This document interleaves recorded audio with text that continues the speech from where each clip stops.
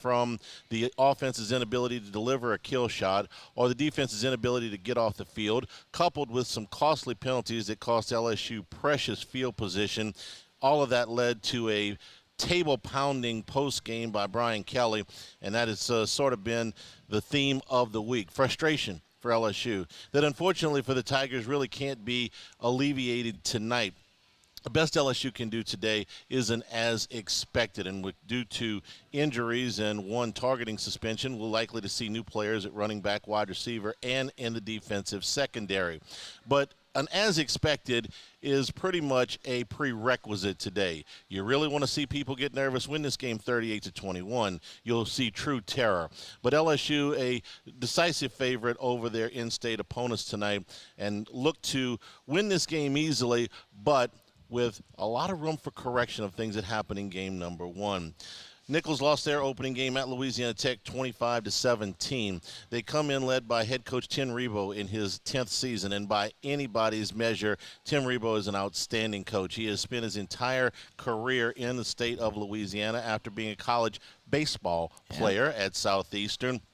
In 9 seasons, Rebow's teams have won 2/3 of their games in the Southland Conference, won 3 conference titles, and been to the 1AA playoffs 4 times, twice advancing to the second round. But his team is outgunned here tonight. I expect a good effort from Nicholls. I expect they are a well-coached team. Every time I've seen Tim Rebow's teams, they've always been well-coached. They're just a little bit outmanned here in this game tonight.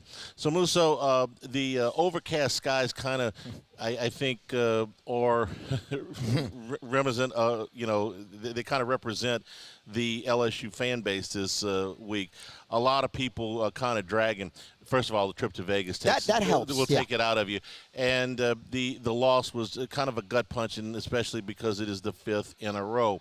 So tonight ain't about redemption. It's not about really anything other than get out there, get a win, get some things worked out, and look a little bit smoother in your operation than you did a week ago. There is some intrigue, though, isn't there, in this game? More than normal when it's LSU versus an FCS opponent where you go out there and name your score. I mean, the Juwan Johnson thing's absolutely interesting. I know we're going to talk plenty about that, but Brian Kelly said he's going to play. Caden Durham, he's going to play. You mentioned the injuries to your secondary. I mean, there's going to be a lot of youth out there. You get to see Deshaun Spears and Kylan Jackson and guys like that. So more intrigue in this one than normal, but yeah, stay healthy too, please. That's you mentioned, what, 4 or 5 freshmen there. Yeah.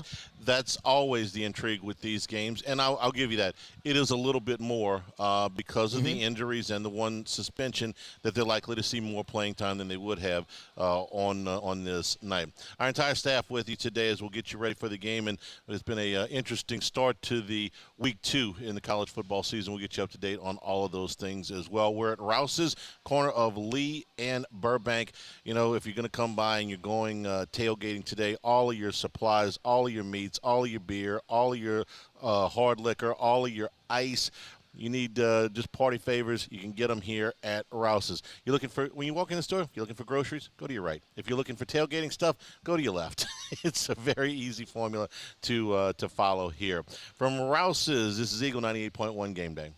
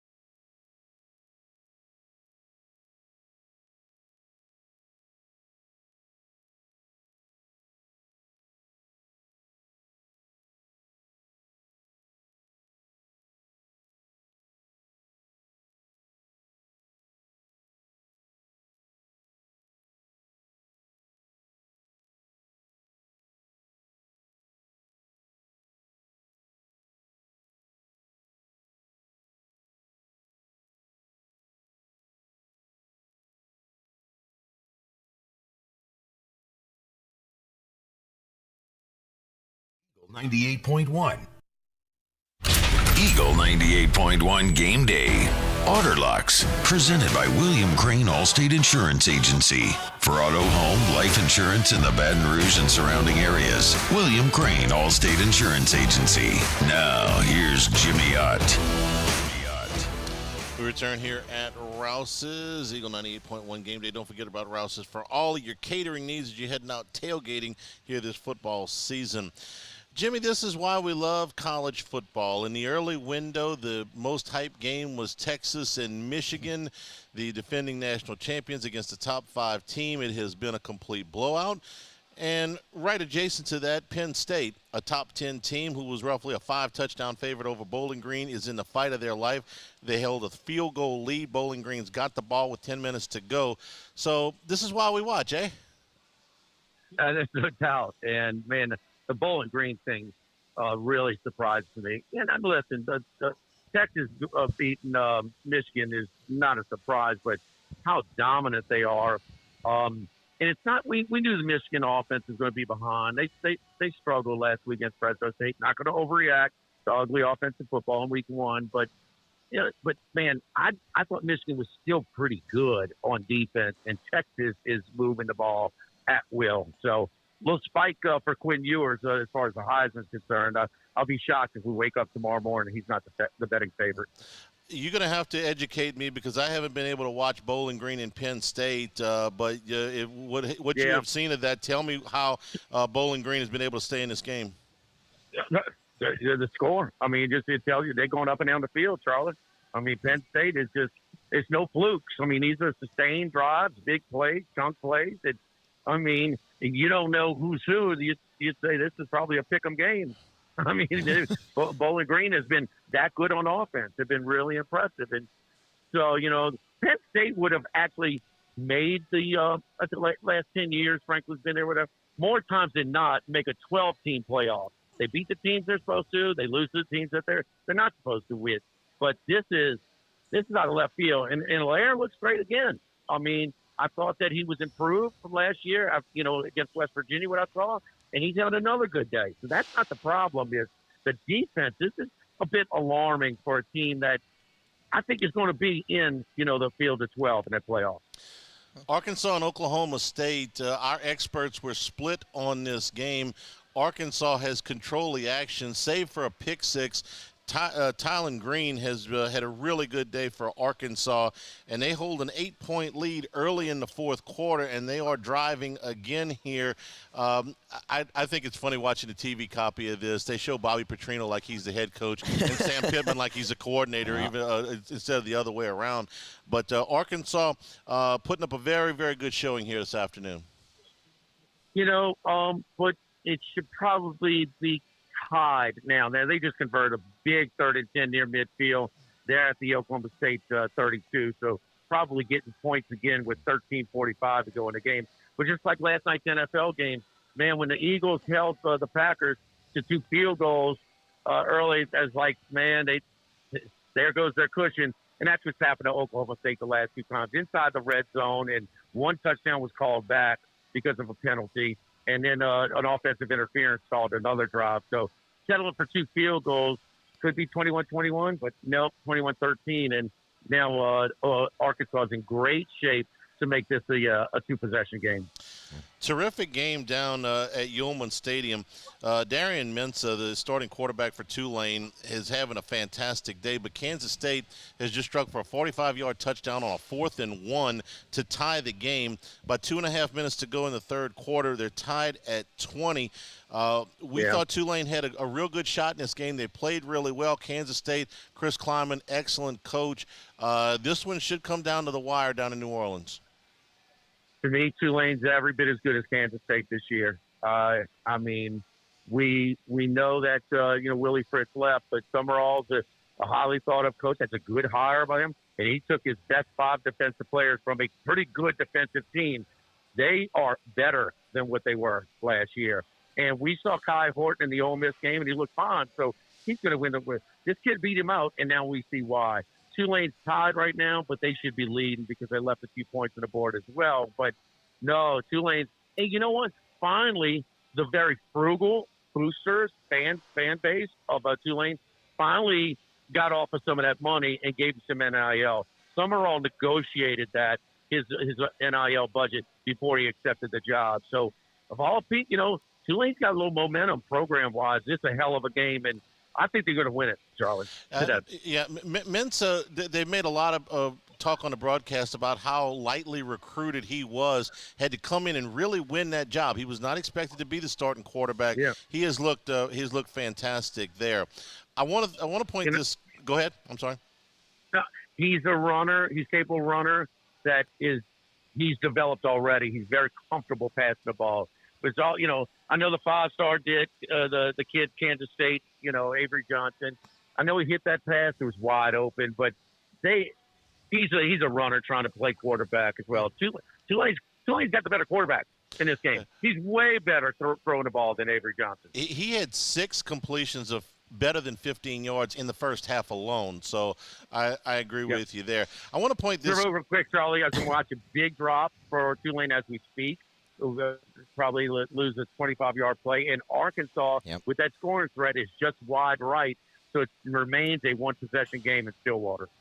I want to point this score out to everybody who wants LSU to schedule a game in Ireland, okay? Wonderful setting and everything. It's great.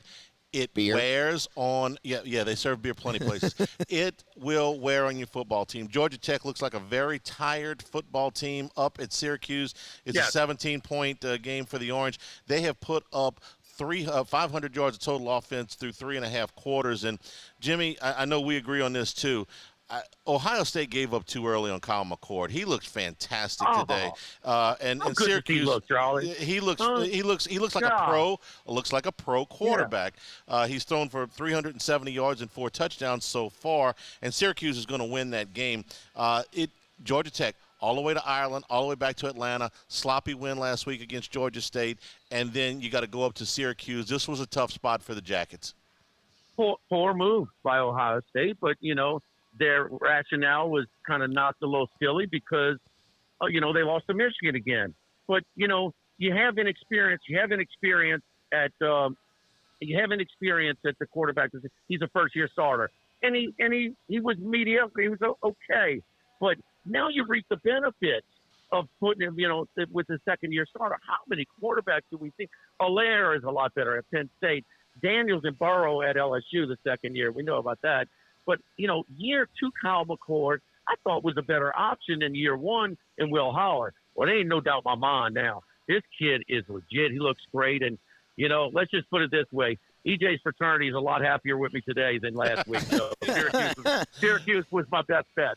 So they're up 31-14 with 6.5 to go. I liked them as well. Let's go to the 2:30 window, Jimmy. A couple of options. Baylor and Utah is got a little intrigue. And Iowa and Iowa State. Iowa may have an offense. We'll see. They scored 40 points last week. I think they had a defensive score, or maybe even 2 in that game. But Iowa and Iowa State's usually a slobber knocker. Well, look, and it's gone under the last 4 years in a row. It's a low total again. But Abernathy, I know he's not going to carry a team in his back, but he's so much better than the guy that replaced him when he got hurt last year. So he's back. And, so Iowa's not going to be somewhere, but they have to have him. And I think he gives them a much better shot. And I think they won't be as nearly as ugly as they were on the offensive side last year. We know Ferentz can coach. I mean, he's gotten the most out of those resources and then some. But, it's just I don't know. Just they look pretty good today. So I like Iowa and a slight lean there. I'm going to take them at home. I think Iowa State's got a decent team as well. So many teams on that level, not great, but in the Big 12, they got about 10 teams that are about maybe 25 to 35 power rating in the country, and Iowa State's one of them. But I'm leaning toward Iowa minus the points in that one for Abernathy. One of the more intriguing games tonight is Tennessee and NC State. That's a neutral site game in Charlotte. Want to see if Tennessee can back up what they did a week ago. Nico, pronounce his last name for me, Musso. Iamaliava. Thank you very much. There you go. Very ballyhooed quarterback at Tennessee. And you'll recognize the quarterback at NC State, Grayson McCall, who's in his 19th year of college football. And all of them have been great. Making his 43rd career start. He was a star at Coastal Carolina. This game likely I have more Tennessee fans at it than NC State fans, even though it's in the state of North Carolina. Tennessee about a 9-point favorite, Jimmy. Yeah, I liked it when it was a little less than that. But, Nico, he's a guy with a lot of wheels as well, and was a little run happy in that bowl win against Iowa last year. But he, I know it's against there, but he was throwing the ball. He made some nice throws. And Nick Saban on game day today said he is the perfect quarterback for Heupel's system. And we'll see. And NC State gave up all kinds of yardage to Western Carolina. They were in the game just to win that one last week. And so they, I like Tennessee. Not crazy about the line move, but I'm still, if I got to play it, I'm taking Tennessee. I think this guy is really good. And look, they're going to score a lot of points against NC State's defense, which is usually a little better than it when it first appears. And look, we can't overreact to offensive football in week one. But we can, if a defense is struggling when they're ahead, like they did last week, that's a warning sign. One more thing that Nick Saban said on game day today. He said LSU's you're not as bad as you think you are. You buying into that? We're not going to find out a lot tonight, but are you buying into that overall? My opinion has not changed. This roster is not typical of LSU standards. Since Saban took over, especially on the defensive side, and they're not total stiffs, but they can make it to the college football playoff. I just don't see LSU making a run. And, it took Kelly 2 years. We've said this a bunch of times. To get his staff straight, they're recruiting, they're winning now. But can they be one of the top 11 teams in the country, that get in minus the group of 5 teams? Yeah, they can be. That loss really is damaging last week. If they lose 2 more games like I expect them to. It might be that game may cost it, a trip to the playoffs. But I'm a little spoiled. Our roster is just not where it needs to be, to be a serious contender for the whole thing. Who's bringing us Otter Locks? Hold on, Charlie. Gonna pull up my. Hold on. Clark Train, my buddy. He's with Allstate Insurance Agents. Come with the good hands, people at Allstate and Clark Train. If your rates are going up on your HOs or call our agency and get the one and only Jimmy Ott special. So mention you heard that. So their number is 421-3133. At Allstate, our rates are hard to beat, and Allstate's trying to capture the market in Louisiana. Ask about our bundle special as well when bundling your home, auto, and anything else. Again, that's William Crane and Allstate Insurance. Again, 421-3133. Thanks, Jimmy. We'll talk to you tomorrow when we will be for Football Sunday down at the Beau Rivage. They're asking about you, Charlie. Wondering where you at, baby. 10 a.m. I'll be there tomorrow morning. Thanks a lot. Good.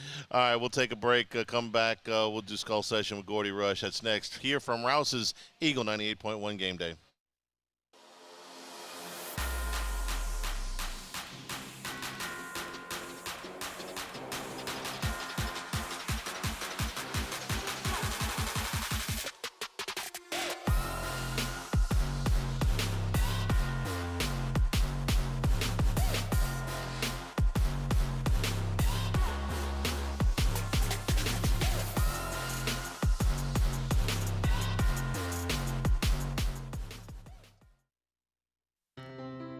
When it comes to ending cancer, we push forward, always working together for you.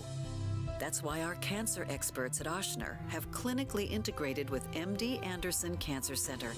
This means advanced cancer care, including access to life-saving clinical trials and integrating care to treat the whole you. Introducing Ochsner MD Anderson Cancer Center. Long live you. BRAC teamed up to reimagine your parks, and you imagined big. With your help, we went to work, creating 12 beautiful community parks across the parish. A family-sized water park, miles and miles of trails, and parks just for your dogs. There are more places to splash, to explore, to run wild, and even soar. You imagined, we delivered. Gold. Breck, your #1 park system in the nation. Gulf Coast Office Products is a nationally recognized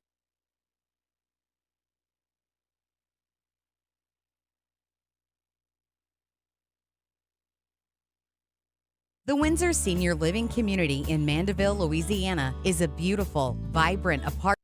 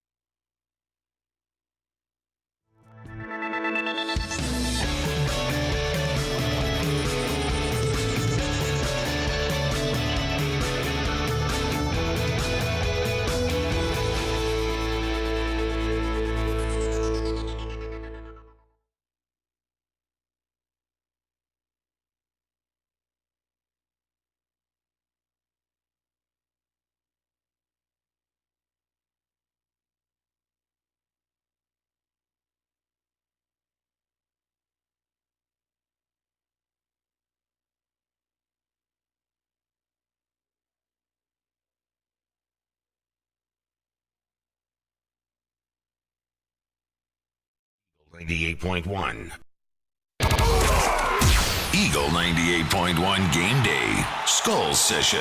Offense. Presented by Gulf Coast Bank. Gulf Coast Bank, the bank that cares about you.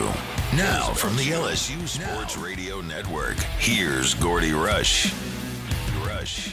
And we return here at Rouse's, our LaBerge countdown to kick off about 4 hours and 35 minutes. And before we go to Gordy, we'll update you that Oklahoma State has scored, gone for 2, and made it. That makes it a tie ball game now, 21 apiece. Arkansas was in control of this game for a long stretch, but another turnover. The pick six kept Okie State within shouting distance in the first half. This time a fumbled punt set them up with a short field, and with 9:37 to go in Stillwater, that game is tied at 21. All right, let's bring in Gordy Rush. Gordy, good afternoon. Hey, good afternoon. A little bit of a different setting than a week ago when we were getting ready for the game, but this is the home opener, and, it's 100 years of Tiger Stadium, so that's kind of a cool little addendum here today as LSU gets going with Nicholls State. Let's start with what we saw a week ago. Gordy, the biggest surprise to me was that LSU was unable to consistently run the football against UNLV. I know you think that there are some reasons for that. So what did you think of the Tiger Russian attack? Yeah, I thought exactly what I told you in the post game after I went and watched the entire second half offensive film. I just felt like LSU decided in the second half. We know they wanted to run the football, but it was how they wanted to run the football. They went, I'd say 75% of their sets were with 2 tight ends, with Taylor and Timpton. And all the things that they had built up, all the credits they had built up in the first half by throwing the ball all over the joint and taking a USC defense that was really lined up tight playing man and pushed them back to zone. And they opened up a lot of space defensively. When they brought the 2 tight ends back in, SC just jammed everybody up at the line of scrimmage. And other than the one drive where they had some success busting Emory, it became a numbers game. After watching the film, I didn't think the O-line played that bad. I thought the tight ends blocking struggled immensely. And so, my question is, what's the identity of this offense? Are you going to keep trying to go 2 and 3 tight ends and pound the football in, or do you spread the football field? Do you put all of these great athletes out there and make defenses defend the field horizontally and vertically, and then throw the ball to set up the run when you have numbers in the box, because they got to back up and cover these people. The second part of it was that we're never going to confuse Garrett Nussmeier with Jaden Daniels as a rushing quarterback. Daniels was elite, but Nussmeier is athletic enough to be able to run the football a little bit. And Gordy, when you're running zone read and the quarterback never keeps it, then it's just a glorified delayed handoff. So getting Nussmeier at least a little bit involved just to show that you have that club in your bag, I think is something LSU needs to do moving forward. Well, if you're going to run that zone read action, absolutely. Or use the RPO, right? In other words, pull the ball out and throw the quick slant. A lot of people do that when they have pocket quarterbacks. Either way, you've got to do something with that run game that's going to involve that Nussmeier is a threat one way or another, running or throwing some sort of 90 game. Look, another part of all that film that I had a chance to go back and look at, and getting a chance to digest it, Charlie, I could think back to Nussmeier's film in high school and watching. He was in one of those air raid offenses. He's never been put in a situation with two tight ends. Even the end of the Georgia game, the game against Wisconsin in the bowl game. So I think this whole set was foreign to him. So how about adjusting this offense to do the things that he's done well in the past and where he's comfortable? We unfortunately are not going to see any more John Emery. He tore his ACL at practice on Tuesday, and he's out for the year, and we hate it for that kid because he's been through so much. But it does mean today that we'll see the two freshmen, Caden Durham and Juwan Johnson, who they moved over from defense this week. Gordy, I watched him at Lafayette Christian, and I'll give you a comp that he played quarterback there, that he reminds me a great deal of Chiron Carey when Carey was at Shaw. And Shaw and Carey was so elusive. He was such an instinctive runner. He wasn't the fastest guy in a straight 100, but boy, good luck trying to catch him. That's what Johnson reminded me of in high school. Now, this is the big jump. So tell me what you know about those two kids. Well, no, same, right? I mean, he was all over the football field. He was a pleasure to watch. The question is, how much of the offense can you give him? You know, how much of the offense can he digest? And then going back to the bigger topic, what are you going to do offensively? If you're going to play 11 personnel, one tight end, one in running back, then running back's role in pass protection becomes critical. And that's why Josh Williams has been so valuable. And I think that's why it took Caleb Jackson a little bit of time to get on the field. So I'm interested to see what in the course of a week, you can give him 4 or 5 plays to get out there, but you definitely want to get him out there today and give him a chance to play. So I'll be interested to see the sets they put him in. Jimbo, teach him one play. I mean, we go back to that all the time. We're also going to see probably some Sheldon Sampson today. Yes. The Tiger receiving core, they'll be down Chris Hilton, and they'll also be down Kyle Parker today. Sampson, somebody that Brian Kelly pointed out from really the beginning of camp, is somebody he wanted to see make a move. So we should see some of Sheldon Sampson tonight. Yeah, what was missing last week was the vertical stretch. I thought LSU had superior talent over USC's defense. There are a couple horizontal stretches, in which they were able to cross the field and make some plays. And other than that one fade to Lacey, they really didn't successfully stretch the field the way that you've seen Garrett Nussmeier been able to stretch the field. He has an NFL arm. So I think it's huge that they get Sampson back there as X and give somebody a chance with his size, his speed, to go get one of those 50-50 balls. When we watch the film, Richard Dixon and I have brought the film into the podcast now. You can get it on YouTube. You can get it LouisianaSports.net. Please go and subscribe. We do drop them on Mondays. One of the things we were looking at, Gordy, was USC was playing so soft. They were determined not to have a ball thrown over their head. When you went back and looked at the film, were there deep shots? I know they didn't take it. Were there deep shots to be taken? There were deep shots early. I mean, they came and they brought pressure, and I think that when they realized that they were struggling to cover them, they backed up. And then they backed up for the majority of the second quarter, the third quarter, until LSU brought the game back in a box, and then they started playing press.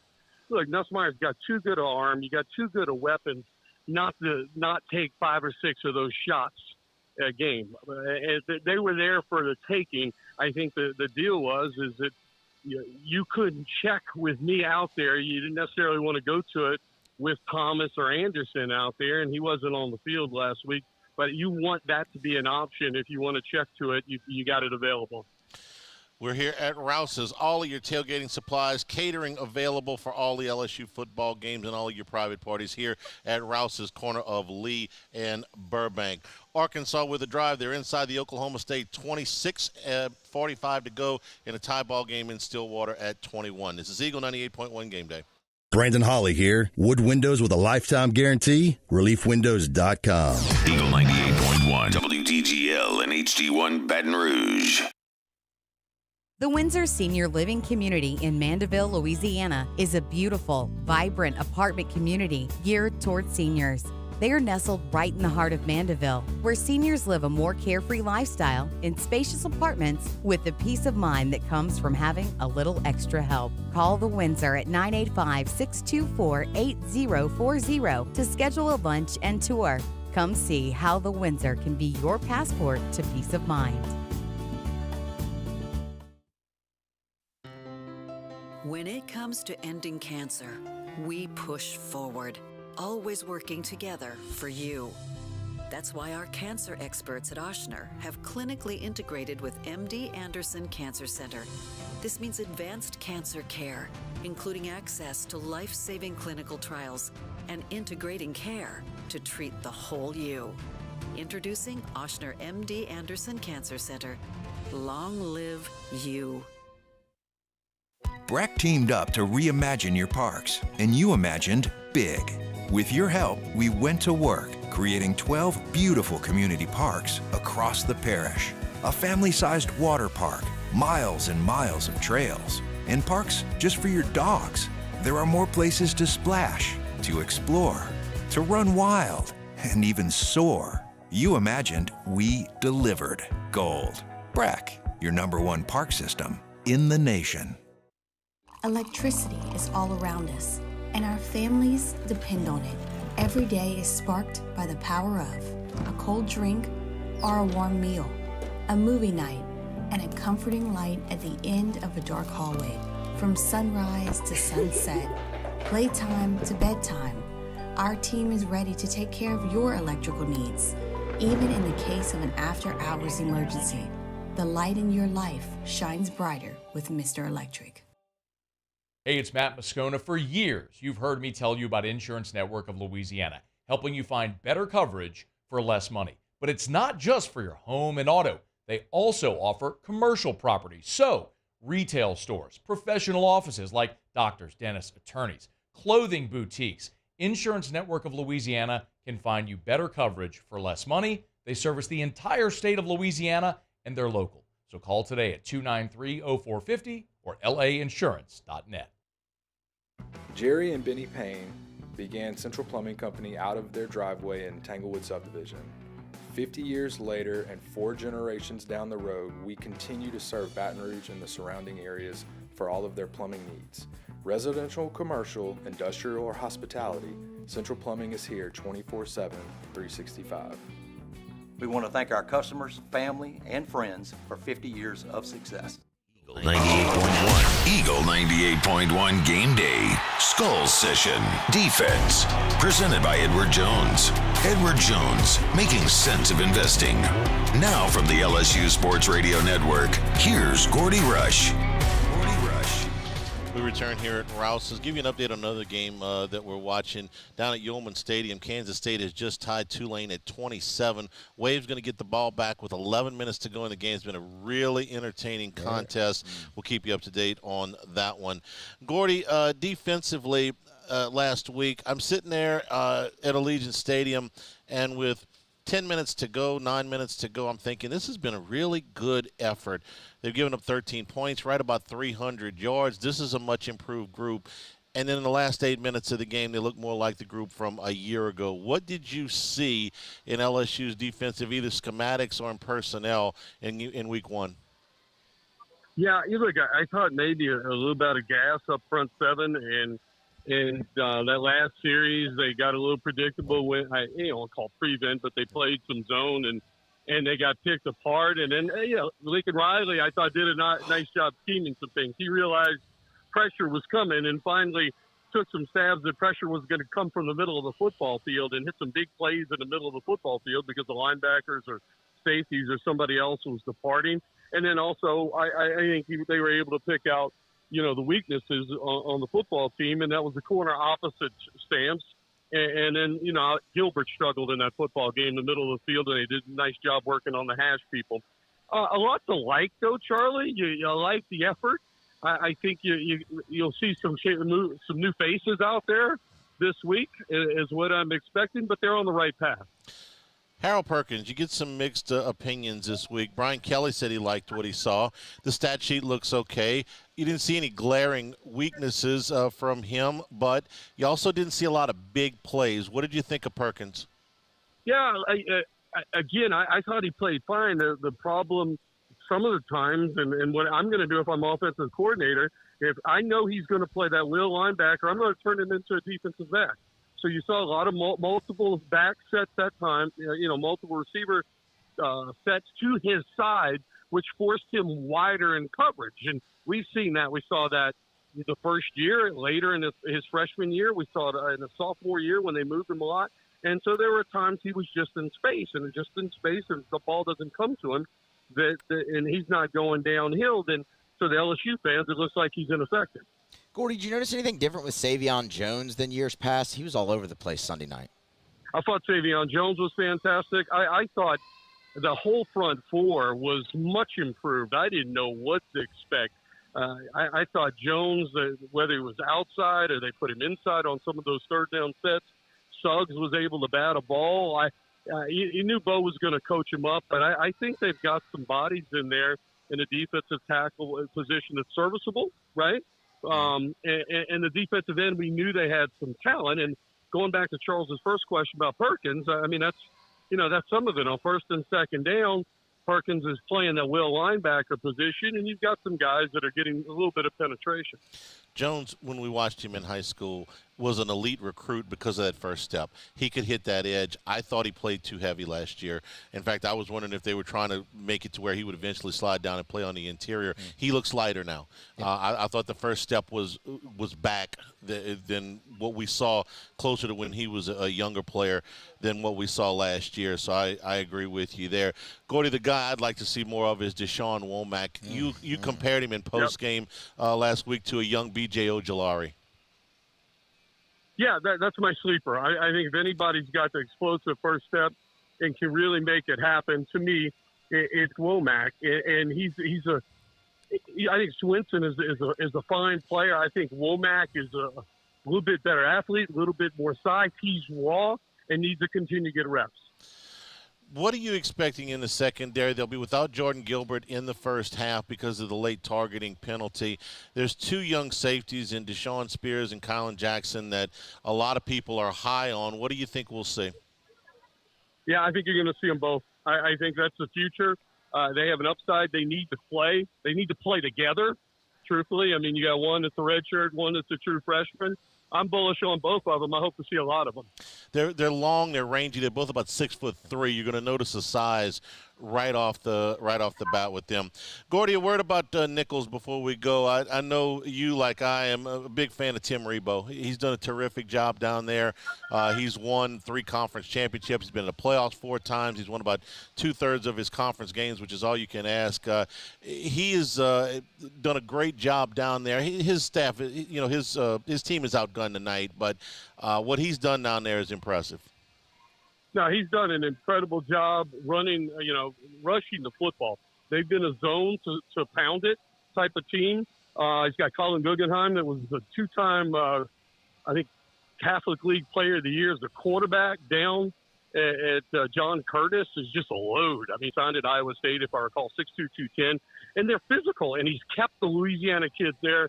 He's done a whale of a job. All right, Gordy, we appreciate it. We'll talk to you in postgame. Okay, buddy. Thank you. 2 big swings in the games that we're watching. Oklahoma State takes their first lead of the game on a 3-yard run by Brennan Presley. With 5 minutes to go, they lead Arkansas 28-21. Did that drive start on a turnover, Musa? It did. It a turnover on downs. But they went 80 yards. Okay. They did go 80 yards. Down at Yeoman Stadium, Tulane was inside the 25-yard line of Kansas State. They had busted a couple of big plays to get down there, but then a sack, fumble, and a long scoop and score has Kansas State on the lead, 34-27 with 8 minutes and change to go. Tulane will get the ball back. Big swing of momentum down in New Orleans. And also Georgia Tech who I had written off as look at him, man. is now pulled within 3 of Syracuse, 31-28. That game with about 2.5 minutes to go at Syracuse. So lots of exciting games here coming down to the wire in the early window. We'll take a break. We'll come back and talk recruiting. Monster story down out of New Orleans in Louisiana high school recruiting. Shay Dixon will break it down when we come back here at Rouse's Eagle 98.1 Game Day. It's no secret. The best oysters in Baton Rouge are at Jolie Pearl Oyster Bar. Enjoy mouth-watering South Louisiana flavor and oysters from all over the country. And don't forget our nightly drink specials.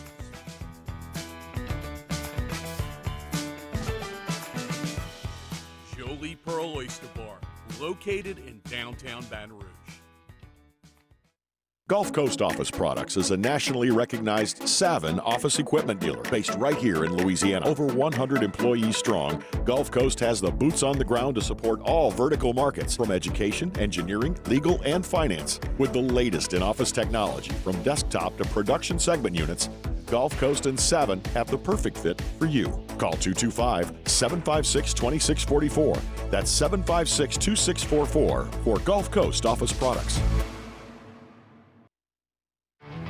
There it is, the extra mile, on the border of expected and extraordinary for those willing to go further, like vans customized for work or play, with safety and tech to keep you connected, supported by a 5-star sales, service, and finance team, and backed by the 1-star you know. So go the extra mile. It's never crowded, because so few have what it takes to go there. Mercedes-Benz Vans. I've been doing business with Luba for 25 years. They're dependable, trustworthy. It's just the attention to detail with our clients. Our folks have years and years of experience. They're highly trained professionals, but many companies have that asset.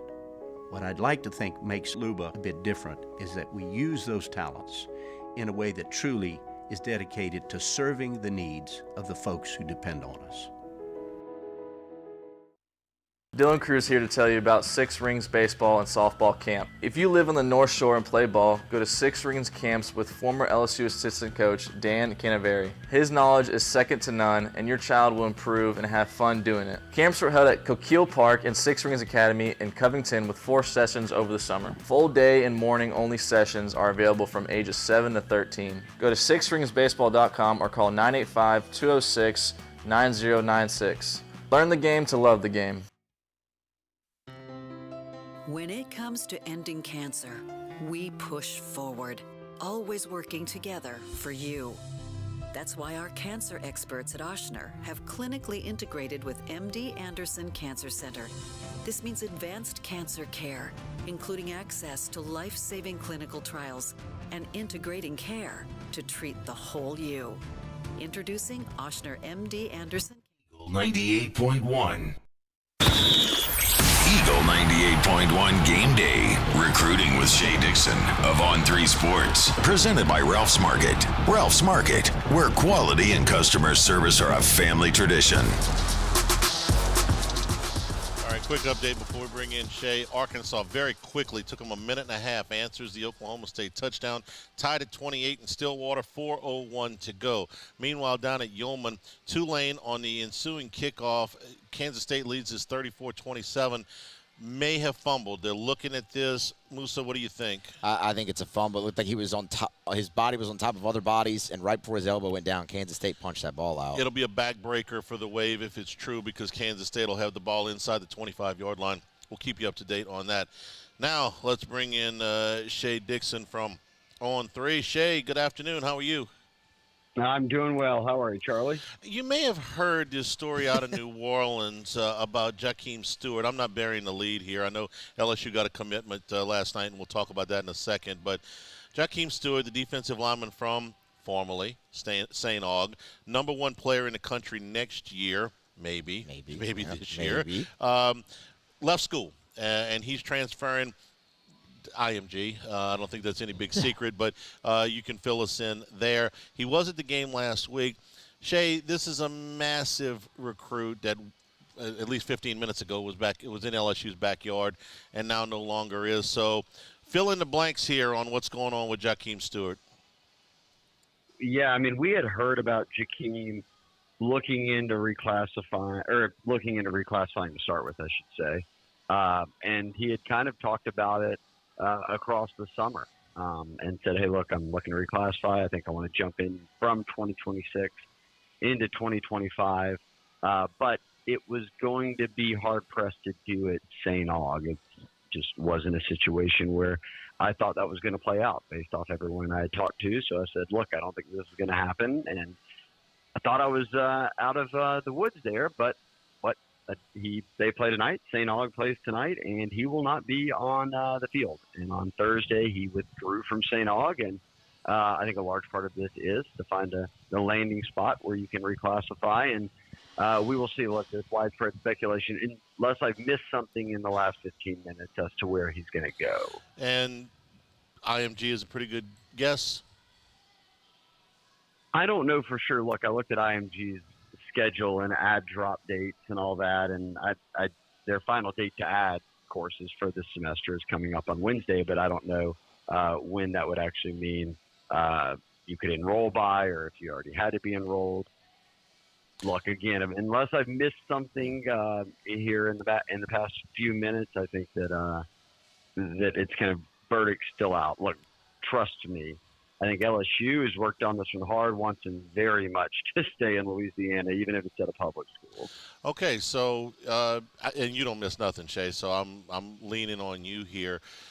He was at the USC LSU game a week ago. What to read into that? Because I know USC is certainly a player here, and so is Texas, and so is Ohio State, and so is anybody that he'll pick up the phone and talk to, because anybody would love to have him. Where are we right now? It depends on who you ask. And look, it also depends on what class he's in. Is he about to sign with someone in December, January, or February, or do we have another year of this? Now, I will say, if you asked me to pick the teams, yes, USC has got a lot of buzz around them.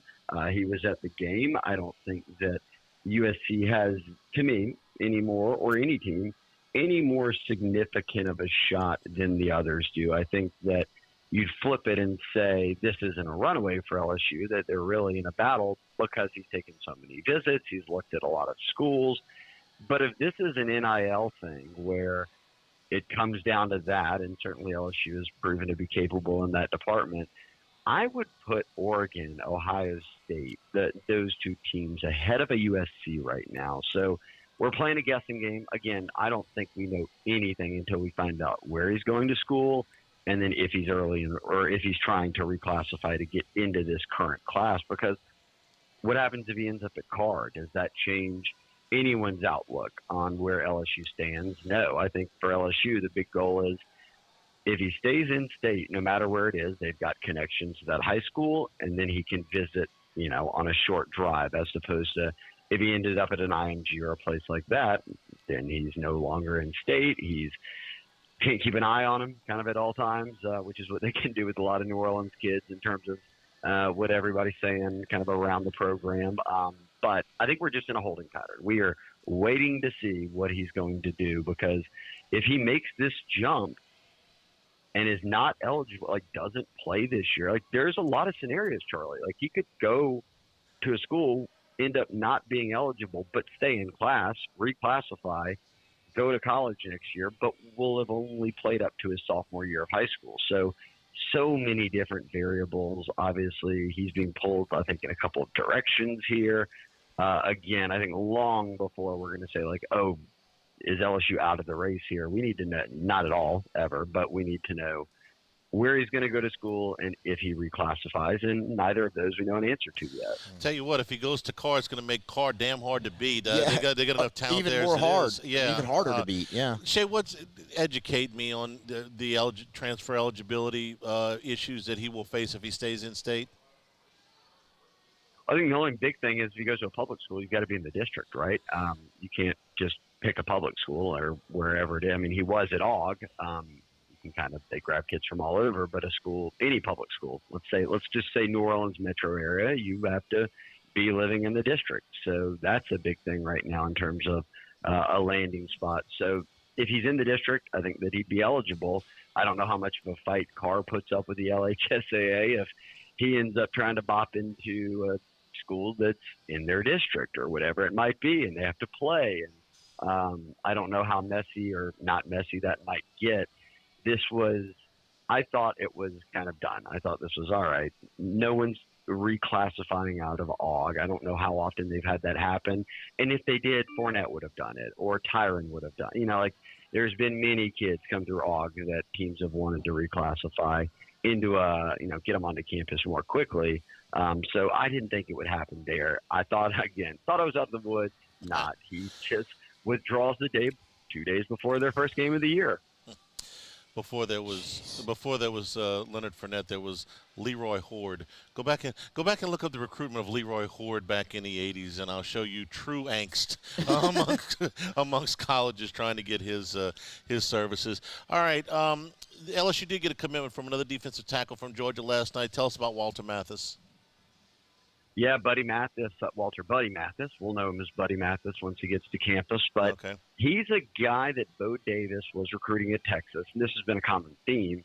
They've got 4 D linemen now. All 4 of them predated Bo Davis's relationship with them, predated coming to LSU in January. So the benefit of hiring a guy like that who was at Texas was he was already recruiting a bunch of big-name defensive linemen. And Buddy Mathis is your typical D tackle, I think, who you look at it and say, oh, he's a 3-star. Okay, maybe with a good senior year, he can be a 4-star, and you're trying to get in the minds of the rankings team.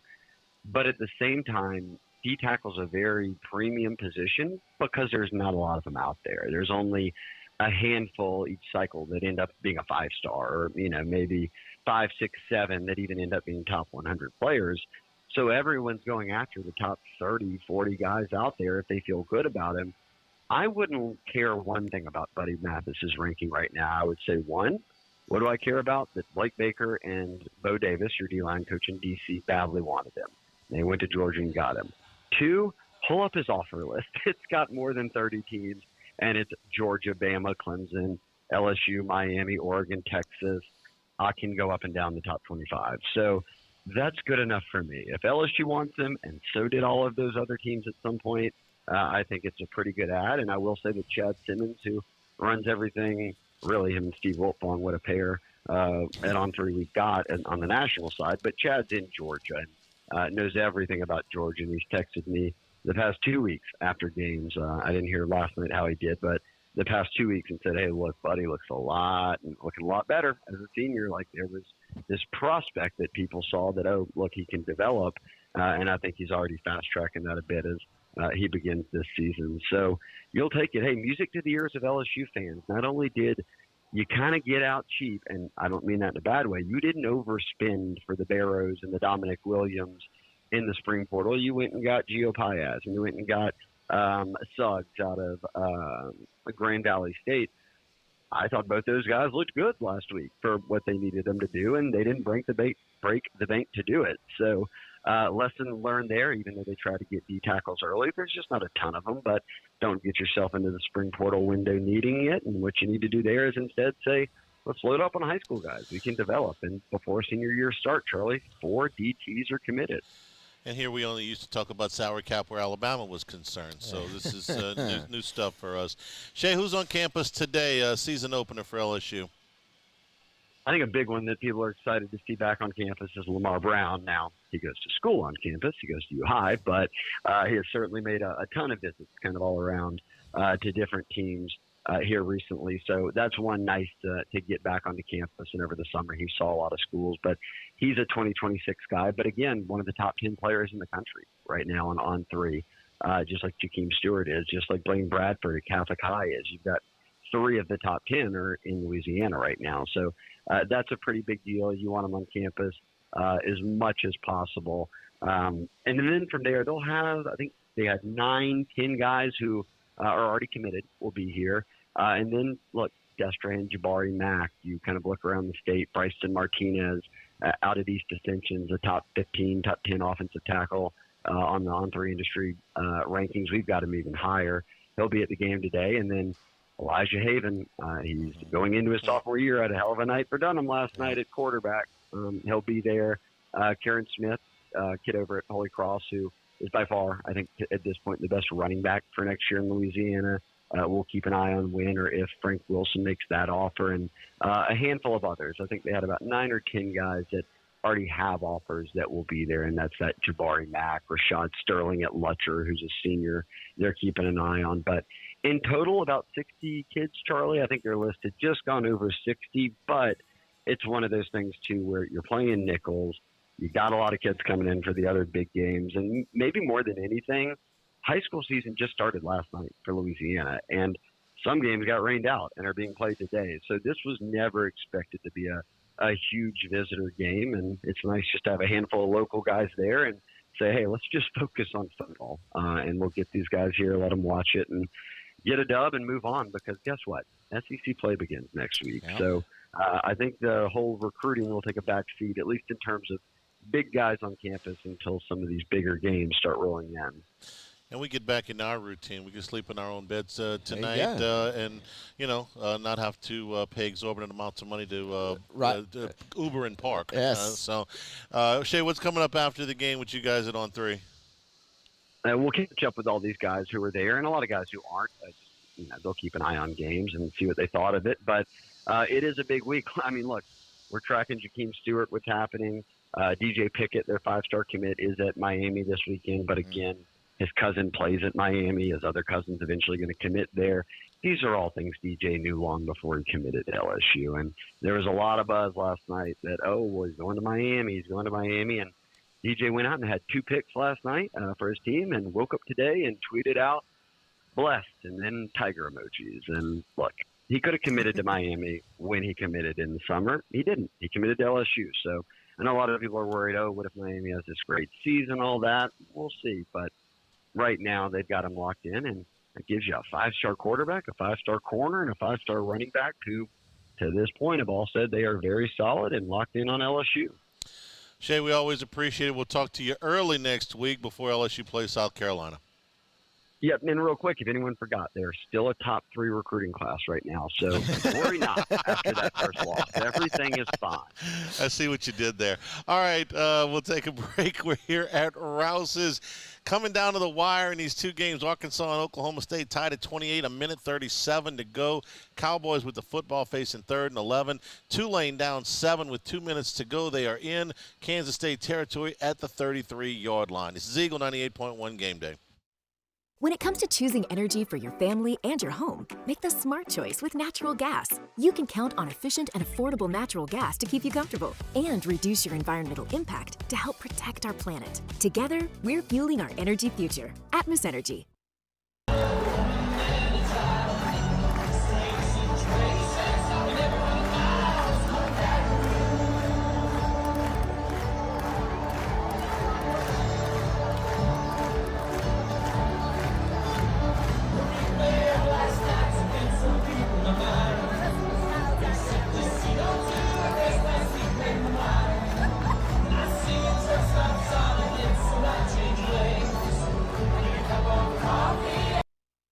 Breck teamed up to reimagine your parks, and you imagined big. With your help, we went to work, creating 12 beautiful community parks across the parish. A family-sized water park, miles and miles of trails, and parks just for your dogs. There are more places to splash, to explore, to run wild, and even soar. You imagined, we delivered. Gold. Breck, your #1 park system in the nation. Electricity is all around us, and our families depend on it. Every day is sparked by the power of a cold drink or a warm meal, a movie night, and a comforting light at the end of a dark hallway. From sunrise to sunset, playtime to bedtime, our team is ready to take care of your electrical needs. Even in the case of an after-hours emergency, the light in your life shines brighter with Mr. Electric. Hey, it's Matt Moscona. For years, you've heard me tell you about Insurance Network of Louisiana, helping you find better coverage for less money. But it's not just for your home and auto. They also offer commercial property. So, retail stores, professional offices like doctors, dentists, attorneys, clothing boutiques. Insurance Network of Louisiana can find you better coverage for less money. They service the entire state of Louisiana, and they're local. So call today at 293-0450 or lainsurance.net. Jerry and Benny Payne began Central Plumbing Company out of their driveway in Tanglewood subdivision. 50 years later and 4 generations down the road, we continue to serve Baton Rouge and the surrounding areas for all of their plumbing needs. Residential, commercial, industrial, or hospitality, Central Plumbing is here 24/7, 365. We want to thank our customers, family, and friends for 50 years of success. And looking forward to 50 more.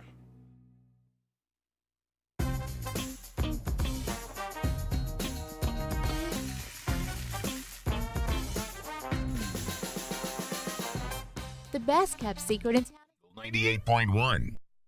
The Alumni Hall College Football Scoreboard. Alumni Hall, your ultimate Tigers shopping destination.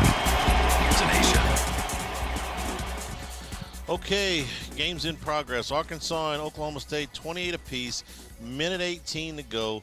4th down and 4 for Oklahoma State from the Arkansas 15-yard line.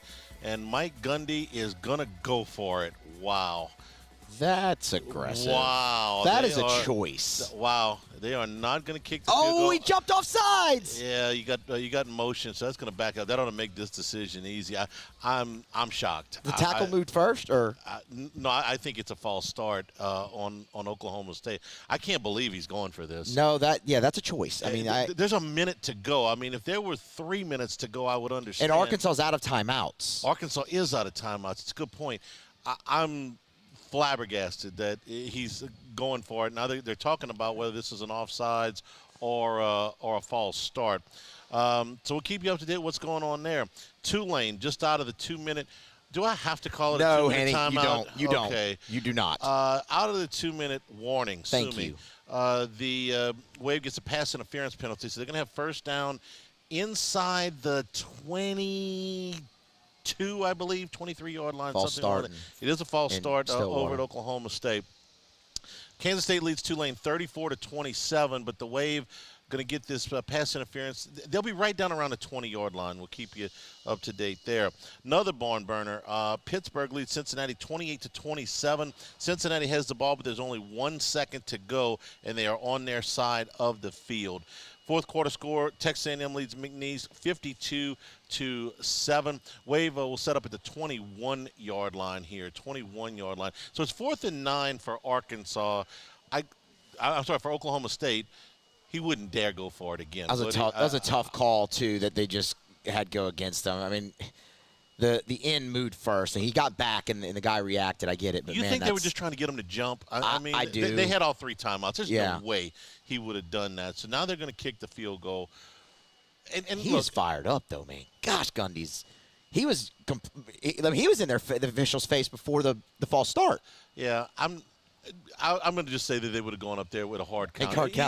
Even out of the shotgun, though, it's a tough draw. Him being that fired up, I would think so, because he's saying, "Look, man, we were going for it, and we got him to jump."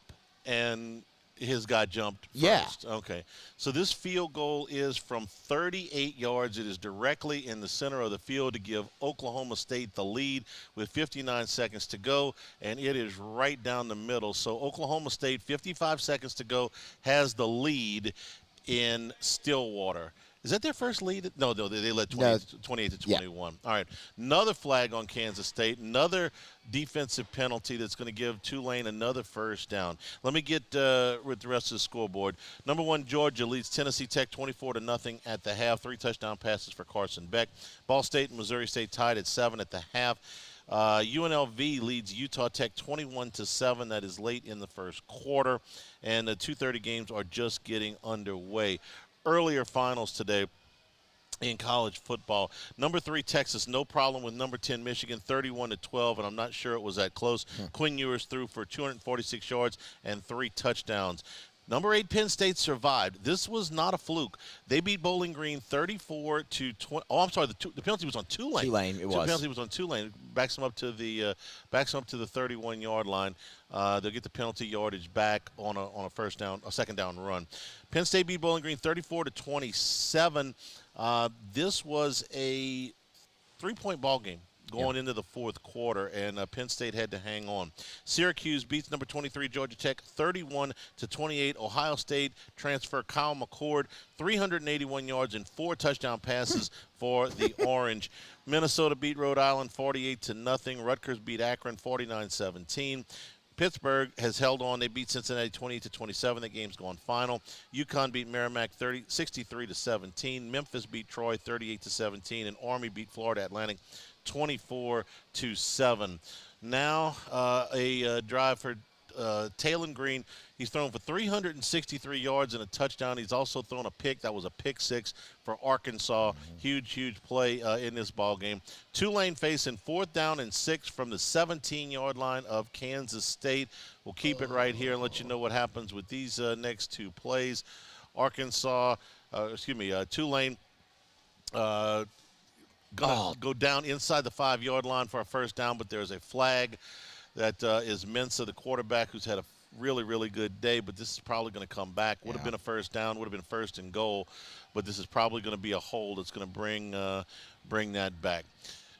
We'll come back with more when we return here. Ed Rouse's our LeBear's countdown to kickoff is just inside of 4 hours. This is Eagle 98.1 Game Day.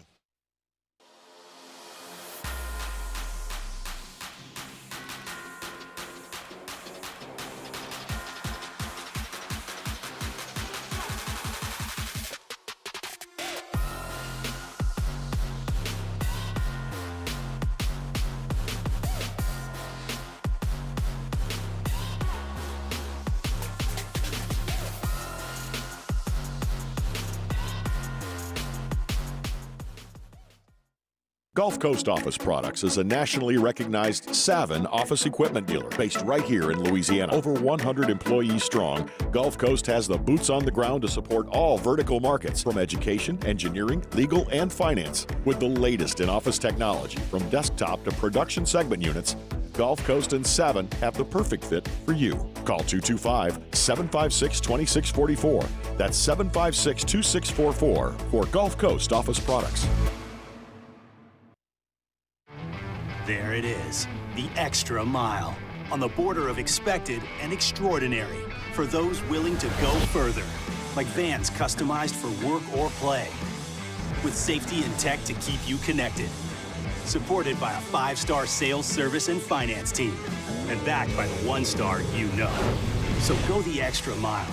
It's never crowded, because so few have what it takes to go there. Mercedes-Benz Vans. I've been doing business with Luba for 25 years.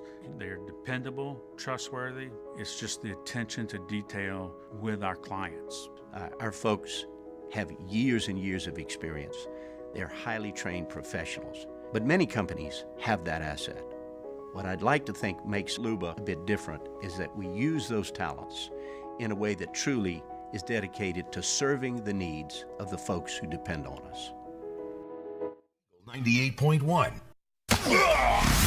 Eagle 98.1 Game Day Scouting Report, presented by Demco, providing safe, reliable, and competitively priced energy services to co-op members since 1938. Welcome back in, Eagle 98.1 Game Day, live from the Rouses on Burbank and Lee, continuing to count you down. LSU Nicholls, the home opener in a renovated Tiger Stadium tonight for LSU, and Brian Kelly coming off a 0-1, again, dropping the opener for the 5th straight year. We welcome in Jim Nagy to get a scouting report on the weekend, the executive director of the Reese's Senior Bowl. Jim, we appreciate it as always. How are you? I'm doing great, Matt. Let's dive right into it. So with the Tigers facing Nicholls, you're really going to focus in on the LSU guys. And I think it's a great week to do that in general, coming off of the game against USC, because while it's another loss for LSU, and that's not popular around these parts, obviously, you did see a lot of good things in the ball game. So let's start offensively, and we'll start obviously with Garrett Nussmeier, the quarterback. It's his second start, Jim. It's another 300-yard day. I mean, the stats are what the stats are, but what did you see from Nussmeier's performance on Sunday in that game versus the Trojans? Yeah, Matt, I understand that Tigers fans are disappointed, but there was a lot of good stuff really on both sides of the ball in that game. There really was. I mean, first of all, USC is a better football team than I thought they were going to be. They look different on defense than they did a year ago, a lot different in terms of just physicality and effort and tackling.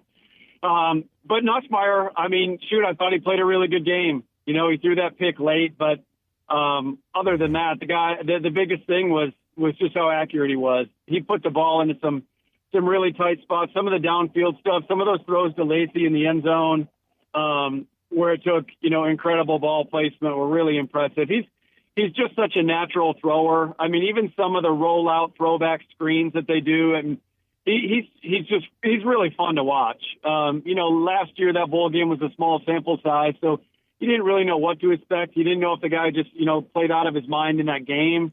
I've seen him enough at the Manning camp and other things. I know he can throw it, but just he operated and functioned at a really high level. He just got in a shootout with another good quarterback. The Moss kid for USC played really well too. As an evaluator, that was a really fun game of two quarterbacks, two really accurate quarterbacks. The other thing I have on Nuss, it's interesting around here because everybody, I mean, look, Jim, LSU went through such a quarterback, I mean, just, I don't want to say wasteland, but you went a lot of years without great quarterback play in Baton Rouge. And now you've had it from Joe Burrow to Jaden Daniels, and now everyone's looking for Nuss to be that guy. And I think a lot of people, when they look at the draft, are wondering, okay, can he sneak into the top half of this draft? Early day 2, maybe late first round. You mentioned the small sample size, but seeing him at camps, how do scouts kind of build a profile on a guy who's been in college for a long time, but he only has 2 starts?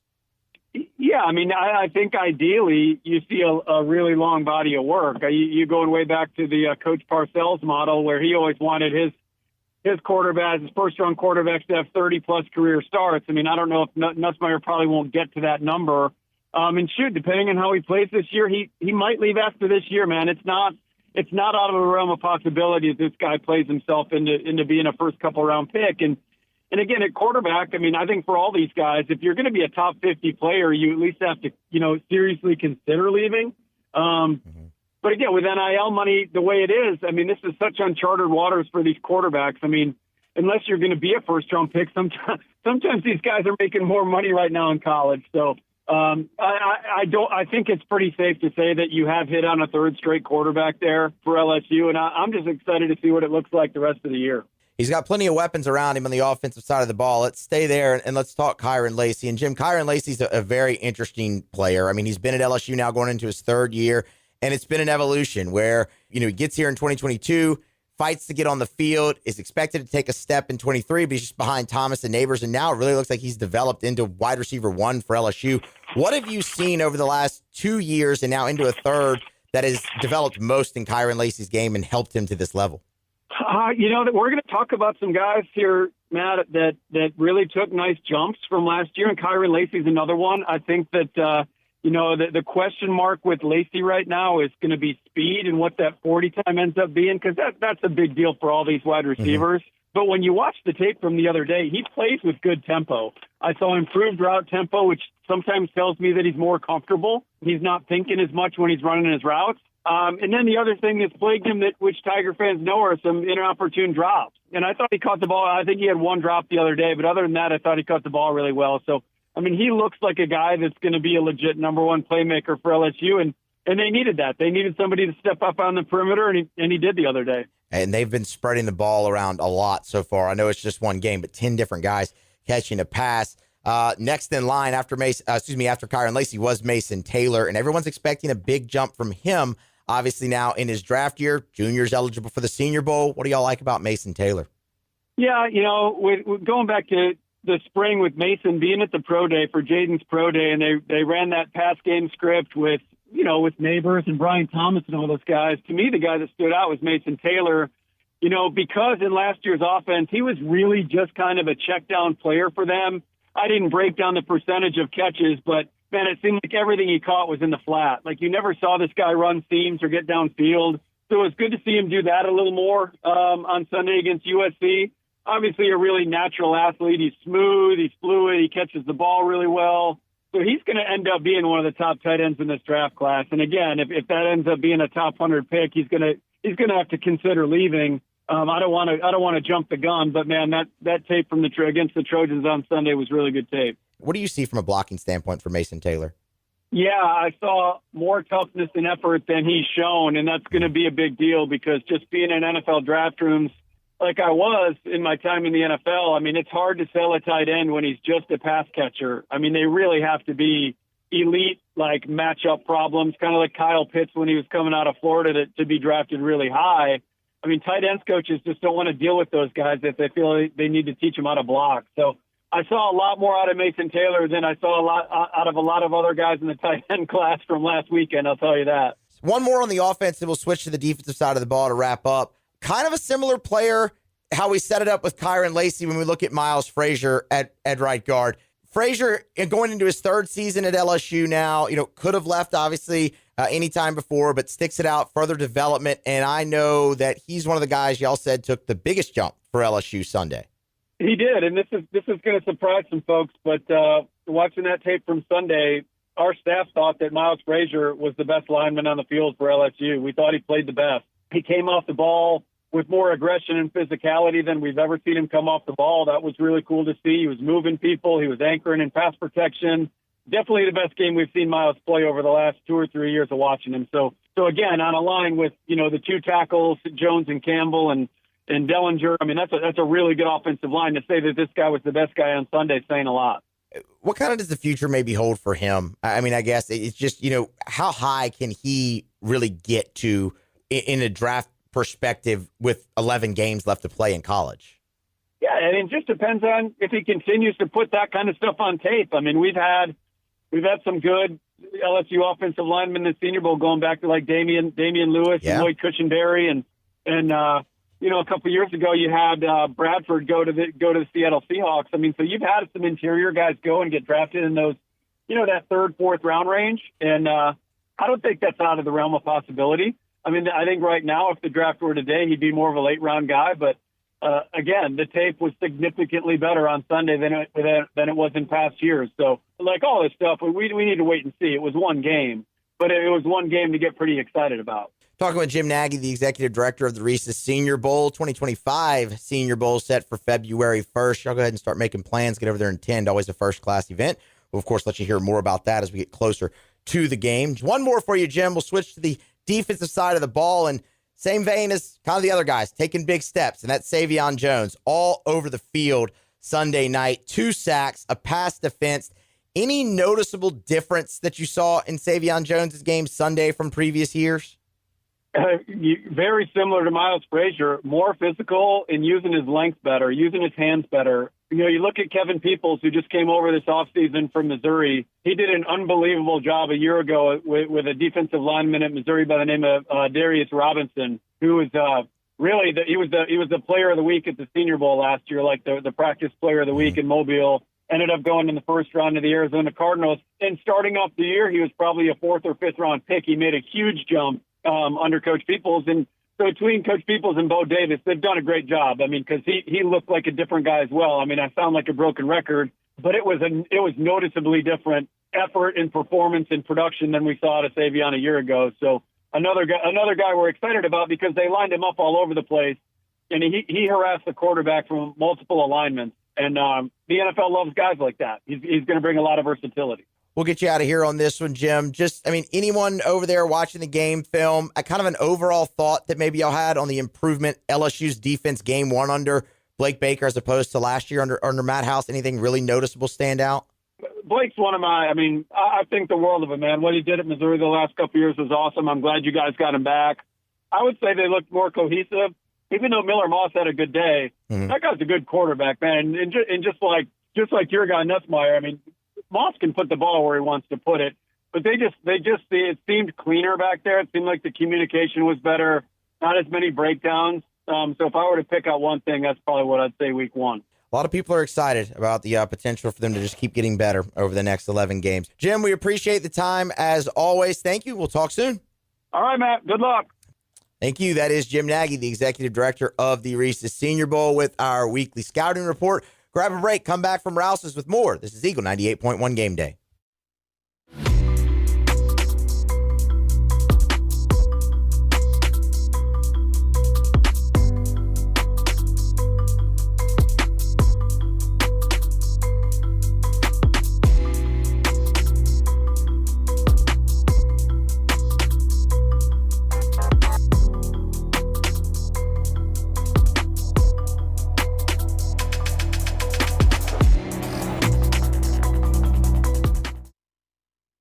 Gulf Coast Office Products is a nationally recognized Savin office equipment dealer based right here in Louisiana. Over 100 employees strong, Gulf Coast has the boots on the ground to support all vertical markets, from education, engineering, legal, and finance. With the latest in office technology, from desktop to production segment units, Gulf Coast and Savin have the perfect fit for you.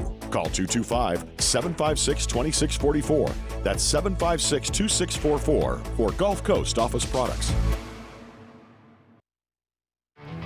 There it is, the extra mile, on the border of expected and extraordinary, for those willing to go further, like vans customized for work or play, with safety and tech to keep you connected. Supported by a 5-star sales, service, and finance team, and backed by the 1-star you know. So go the extra mile. It's never crowded, because so few have what it takes to go there. Mercedes-Benz Vans. I've been doing business with Luba for 25 years.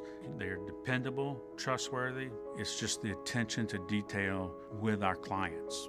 Our folks have years and years of experience. They're highly trained professionals, but many companies have that asset. What I'd like to think makes Luba a bit different is that we use those talents in a way that truly is dedicated to serving the needs of the folks who depend on us. Dylan Cruz here to tell you about Six Rings Baseball and Softball Camp. If you live on the North Shore and play ball, go to Six Rings Camps with former LSU assistant coach Dan Canaveri. His knowledge is second to none, and your child will improve and have fun doing it. Camps were held at Coquille Park and Six Rings Academy in Covington with 4 sessions over the summer. Full day and morning only sessions are available from ages 7 to 13. Go to sixringsbaseball.com or call 985-206-9096. Learn the game to love the game. When it comes to ending cancer, we push forward, always working together for you. That's why our cancer experts at Ochsner have clinically integrated with MD Anderson Cancer Center. This means advanced cancer care, including access to life-saving clinical trials and integrating care to treat the whole you. Introducing Ochsner MD Anderson. 98.1. Eagle 98.1 Game Day. After Further Review on Game Day. After Further Review is heard weekday afternoons at 3 on 104.5 ESPN Baton Rouge. Now from AFR, here's Matt Moscona. Bears countdown to kickoff, 3 hours and 35 minutes away. Kansas State an interception in the end zone to turn back Tulane and win that game 34-27. Now we've got our eyes on Iowa and Iowa State. Well, let me back up here. Arkansas missed a field goal in overtime. Oklahoma State's got the football. They're about to attempt what will be a game-winning field goal from, I believe, 32 yards. Yeah, they're on the 24-yard line. Oh, wait, the 24-yard line. Okay. Yeah, they've gained 1 yard. 41-yard field goal there. And we're watching Iowa and Iowa State. That's on CBS. Yeah, Big Ten on CBS. Big Ten on CBS. You know what that means? What does that mean? It means that when they wave to the kids at the hospital at the end of the first quarter, by the time the game's over, they will have changed shifts at the hospital 3 times. Let's bring in Matt Moscona. Scone, how you doing? The length of games on CBS and the quality of the road conditions on Nicholson Drive. Oh, nothing triggers Hannah. There we go. Alabama. Don't forget Alabama. Don't forget Alabama. There's pavement on Nicholson Drive. I should give credit where credit is due. It only took them 2 years. Scone, with a week to digest this game against USC, do you feel differently? How do you feel about what took place in Las Vegas a week ago? I mean, mostly disappointed, but on the caliber of the team as a whole, probably about the same way I did. I thought that was going to be a one-score game. It ended up being a one-score game. I just thought at the end of the game, yes, we're going to Drew's house. Sorry. That's what happens when you ride your kid around. I thought it was going to be a one-score game. It ended up being a one-score game. I just thought the quality of LSU's offensive line would be the difference late, and LSU would be able to run the ball, run the clock, and win a close game. And the opposite happened. You just had tip USC and Miller Moss. They made the plays late to get the win, and LSU did. But I feel like pretty much everything we thought about LSU in fall camp was kind of affirmed in that game. I think Garrett Nussmeier is good. The receivers are good. They got 10 different players caught passes. The defense is much improved. So, onward. Oklahoma State misses the 41-yard field goal. Yeah, they did. Double overtime coming in Stillwater. The game's been wacky, Arkansas man. led this game 21-7 at the half, and we're going to double overtime. Matt, we've had this discussion with Gordy, with Richard, with the reasons that LSU was not able to run the football as well as we thought that they might. Anything from Garrett Nussmeier not keeping at times to the tight ends to the alignment that USC was playing. What do you attribute it to? I mean, Handy, look, a lot of the plays that we have highlighted, I think you can attribute to numbers in the box. I mean, one of the plays that everyone highlights is the John Emery 3rd and 1 TFL, and that wasn't like it was a poorly blocked play. It was, you had a young guy in Kamorian Pimpton lined up at right tight end, and the defensive end had no respect for Nussmeier's ability to run the football, and so they came right inside of Kamorian Pimpton and hit John Emery for a loss. So, I mean, I don't think it was as bad as maybe we're making it out to be. I thought they stayed balanced in the second half offensively. John Emery busted the big play. I know the whole, you take away the big play, and Jacob Hester's trained me well. You don't take away the big play because maybe all the other plays set up the big play. It all works in concert. So I don't know, man. I expected them to be able to run it late and put the game away. They had a negative play on that first down, which created a 2nd and 15. Pimpton had the 14-yard reception. You had the 3rd one. You're trying not to be predictable by personnel, so you leave Pimpton in there. And the end crashes right inside of him, and the guy who's not a great blocker yet gets his running back crushed. I mean, it was disappointing, but I think those are teachable. I think we probably would have been saying the same thing about Mason Taylor 2 years ago. As a matter of fact, we were on the block PAT against Florida State. So, it's disappointing, but I still think when Brian Kelly said this week the strength of the offense and the strength of the team is going to be the running game, I believe it. I think this offensive line is veteran and really good, and I hope you have enough depth at running back to make it through the season. Due to the injuries and one first-half suspension, we're going to see some new personnel tonight. Let's start with the offensive guys. We're going to see Caden Durham. We're going to see Juwan Johnson. We're going to see Shelton Sampson, who I know you're a big fan of, going way back to the beginning of his high school career. So what are you expecting / hoping for out of the offensive freshmen tonight? Okay, I'm glad you said freshmen because I thought you were going to say or just the newcomers. I thought you were going to say out of the offense as a whole because what I want to see is the first teamers score a bunch of points, get the hell with their healthy ACLs out of the game as quickly as possible. That's what I want to see. Yeah. And then I really am excited to see the young guys offensively. Shelton Sampson is athletically as gifted a receiver as LSU has. He had to get stronger to be able to make contested catches through contact. He has to hold on to the ball. But he's going to get an opportunity tonight, and he's going to be athletically superior to everyone he faces. I think this is a really good breakout opportunity for Shelton. And then I am very excited about the young running backs. We didn't get to see Caden Durham get a carry last week, and I am very excited about Juwan Johnson as well. I'm sure y'all talked about it, guys, but they're moving him to running back, and that was a dude that set the Louisiana high school record for yards and for touchdowns. He may not know the terminology, the play call, but there is an innate ability some guys have when the ball is in their hands to be special, and he is that. And I am very excited to see those two guys in particular tonight hopefully get the carries for the entire second half and put on a show. Johnson, when I saw him in high school, I'll tell you who he reminds me of, and I said this earlier in the show. He reminds me a great deal of Chiron Carey when Carey was at Shaw. And Carey was a phenomenal high school player. He's a good college player, but he's a phenomenal high school player. That's who he reminds me of with the instincts and the elusiveness and all that. I don't know, how he turns out, but I'm excited to watch him play as well. Were you out there? This would have been probably the second, maybe the third practice of the fall when Sampson went up and made that catch and came down, hit his head hard, had to leave the practice. Were you out there that day, Matt? It was the first practice. It was the first one. Okay. Not only was it the first practice, it was quite literally the first period of the first practice the media got to see. And I'm asking because it seemed like, boy, he was, he looked the part, and it was a great play and all that. And then, sometimes those head injuries will linger a little bit, and it seemed like we didn't hear too much from him in the time right after that. And I'm just wondering, maybe I'm reading too much into it, if that was, something that kind of lingered with him a little bit through August. Maybe.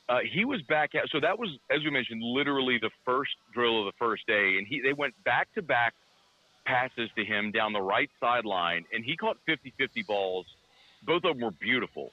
And it opened a lot of people's eyes, because that's what I think we all knew Shelton needed to work on a little bit, was the physicality in the receiving game. But he was back out there the very next day, Annie. So I don't know that I would look and say that it was anything. It didn't keep him out. They took him out of practice for the rest of that day. Right.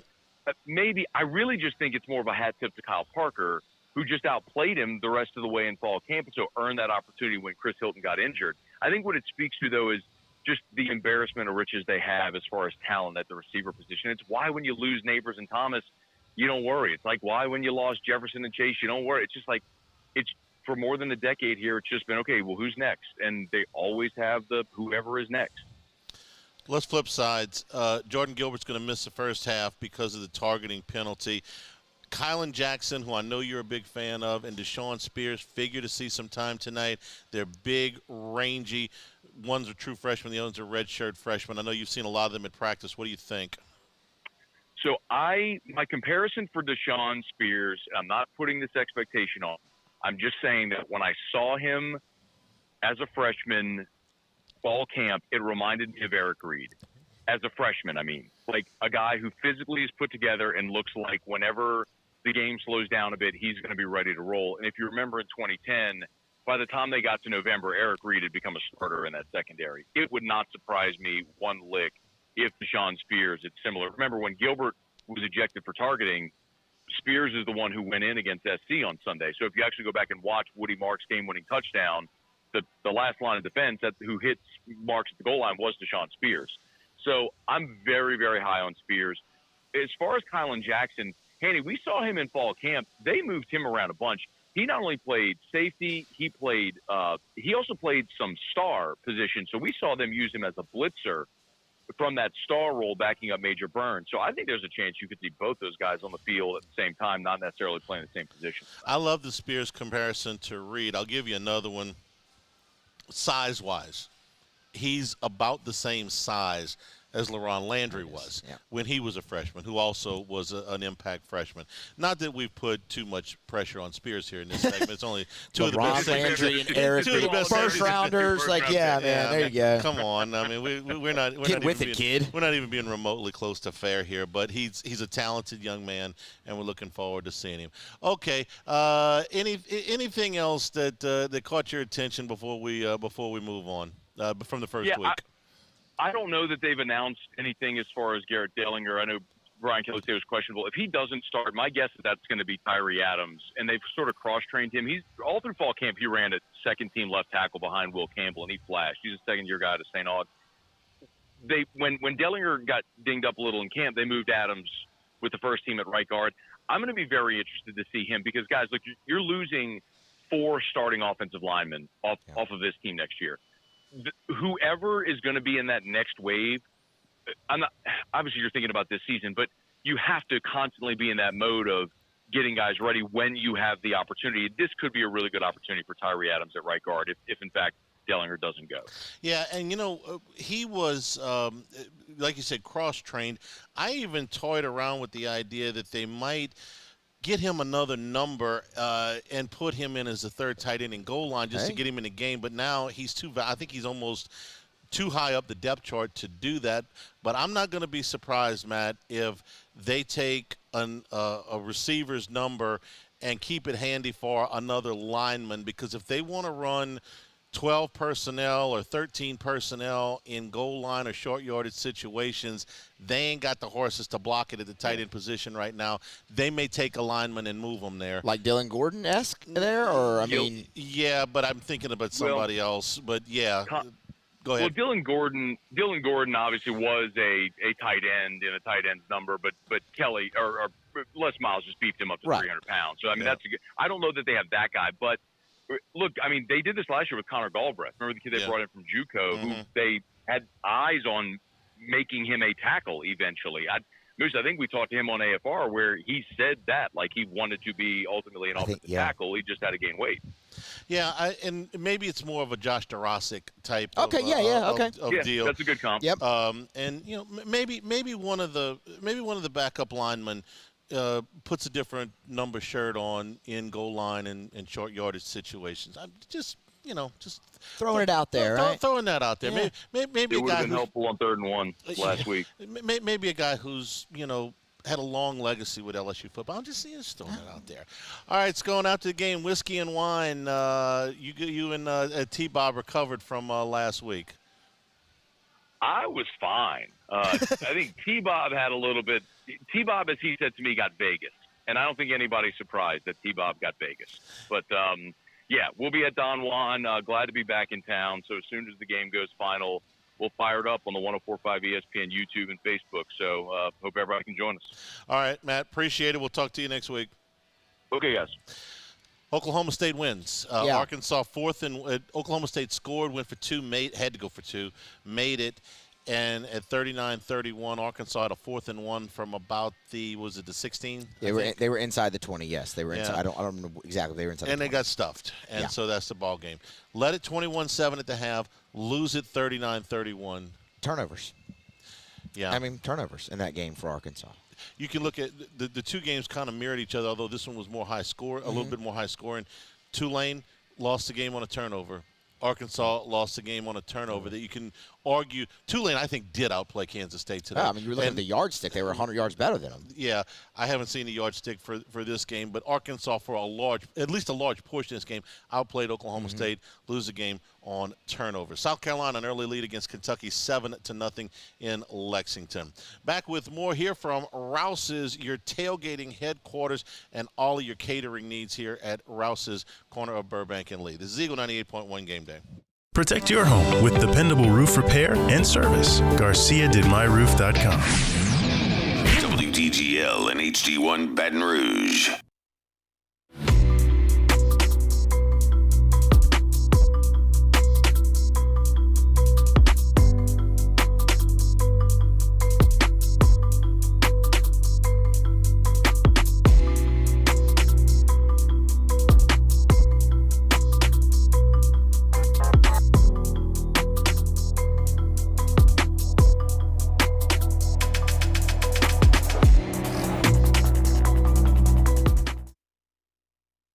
Breck teamed up to reimagine your parks, and you imagined big. With your help, we went to work, creating 12 beautiful community parks across the parish. A family-sized water park, miles and miles of trails, and parks just for your dogs. There are more places to splash, to explore, to run wild, and even soar. You imagined, we delivered. Gold. Breck, your #1 park system in the nation. Electricity is all around us, and our families depend on it. Every day is sparked by the power of a cold drink or a warm meal, a movie night, and a comforting light at the end of a dark hallway. From sunrise to sunset, playtime to bedtime, our team is ready to take care of your electrical needs, even in the case of an after-hours emergency. The light in your life shines brighter with Mr. Electric. Hey, it's Matt Moscona. For years, you've heard me tell you about Insurance Network of Louisiana, helping you find better coverage for less money. But it's not just for your home and auto. They also offer commercial property. So, retail stores, professional offices like doctors, dentists, attorneys, clothing boutiques. Insurance Network of Louisiana can find you better coverage for less money. They service the entire state of Louisiana, and they're local. So call today at 293-0450 or lainsurance.net. Jerry and Benny Payne began Central Plumbing Company out of their driveway in Tanglewood Subdivision. 50 years later and 4 generations down the road, we continue to serve Baton Rouge and the surrounding areas for all of their plumbing needs. Residential, commercial, industrial, or hospitality, Central Plumbing is here 24/7, 365. We want to thank our customers, family, and friends for 50 years of success. And looking forward to 50 more.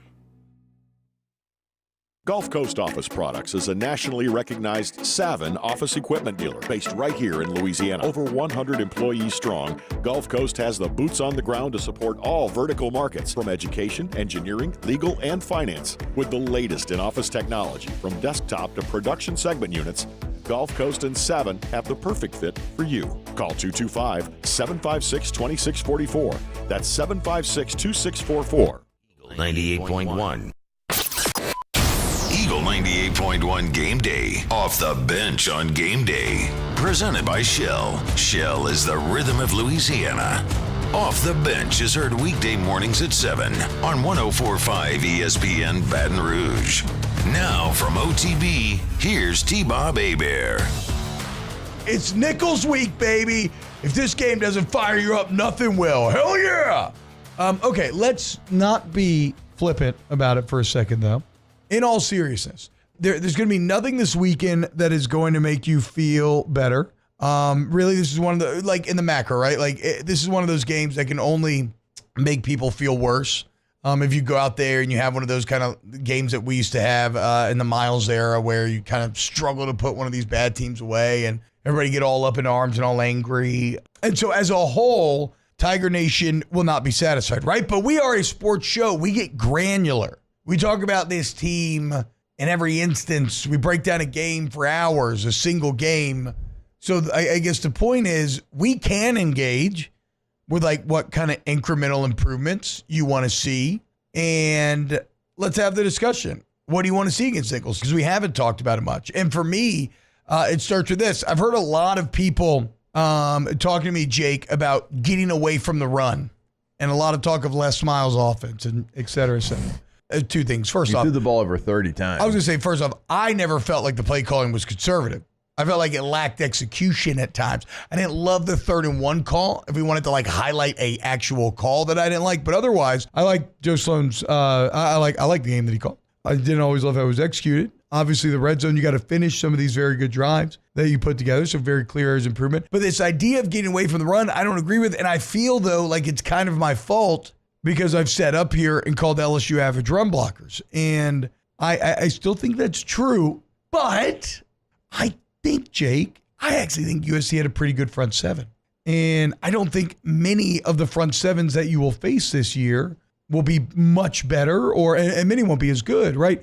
And I think you'll only get better at run blocking with more time on task and continuing to do so. And I think you have to. And I think it has to be a part of this game. So, like, no, I don't want to see LSU get away from the run. I want to see them have a lot of success on the ground. I need one of these running backs to start to gain some confidence now that John Emery is out. So if you have listened to me this week and I have made you think that LSU is just crap at running the ball, I don't think that. I'm just disappointed, again, because my expectations were higher. It goes back to that exact thing we were just talking about. Like in a vacuum, their rushing stats, pretty good. But I had the expectation that they would be mauling, that they would be like kind of dominant. They beat USC in every rushing category. Yes. Yeah, that's what I'm saying. But we did expect dominance because it was your best unit and because you were doing some things that were different from a year ago. And also, like, those things are new to them in a game situation. Yes. And so continue to work on those things. I think you continue it because you're going to need it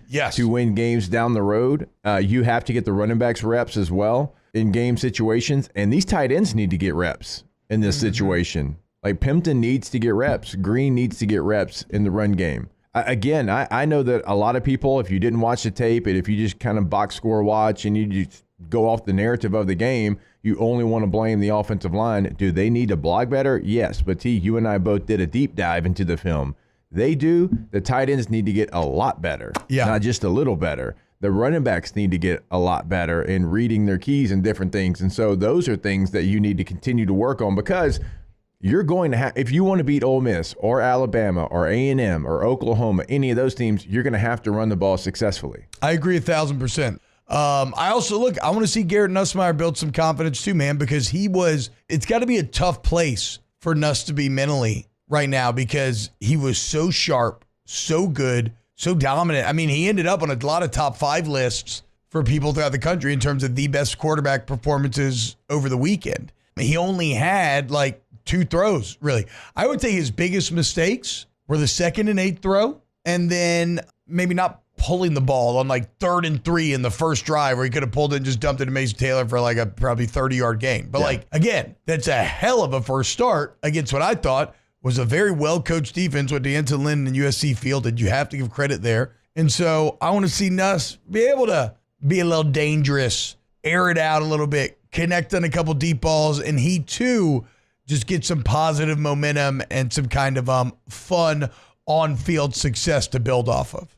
I think he can certainly gain stuff as well, but I mean, he probably feels pretty good about where he's at as a player. Like, he's going to want to strive to continue to get better, but as a quarterback, he's going to watch that tape and feel like he played a pretty good game, and he's going to, also crush himself because that's the way quarterbacks are made about those 2 plays. Yeah. He's going to want to be perfect. Yeah, but there's certainly still things that he can continue, and I'm sure like he can take more chances knowing that what the game situation is. Like against USC, it's like, okay, can I take a chance? This feels like one chance one way or the other is going to decide this game. It's not going to be the case this weekend.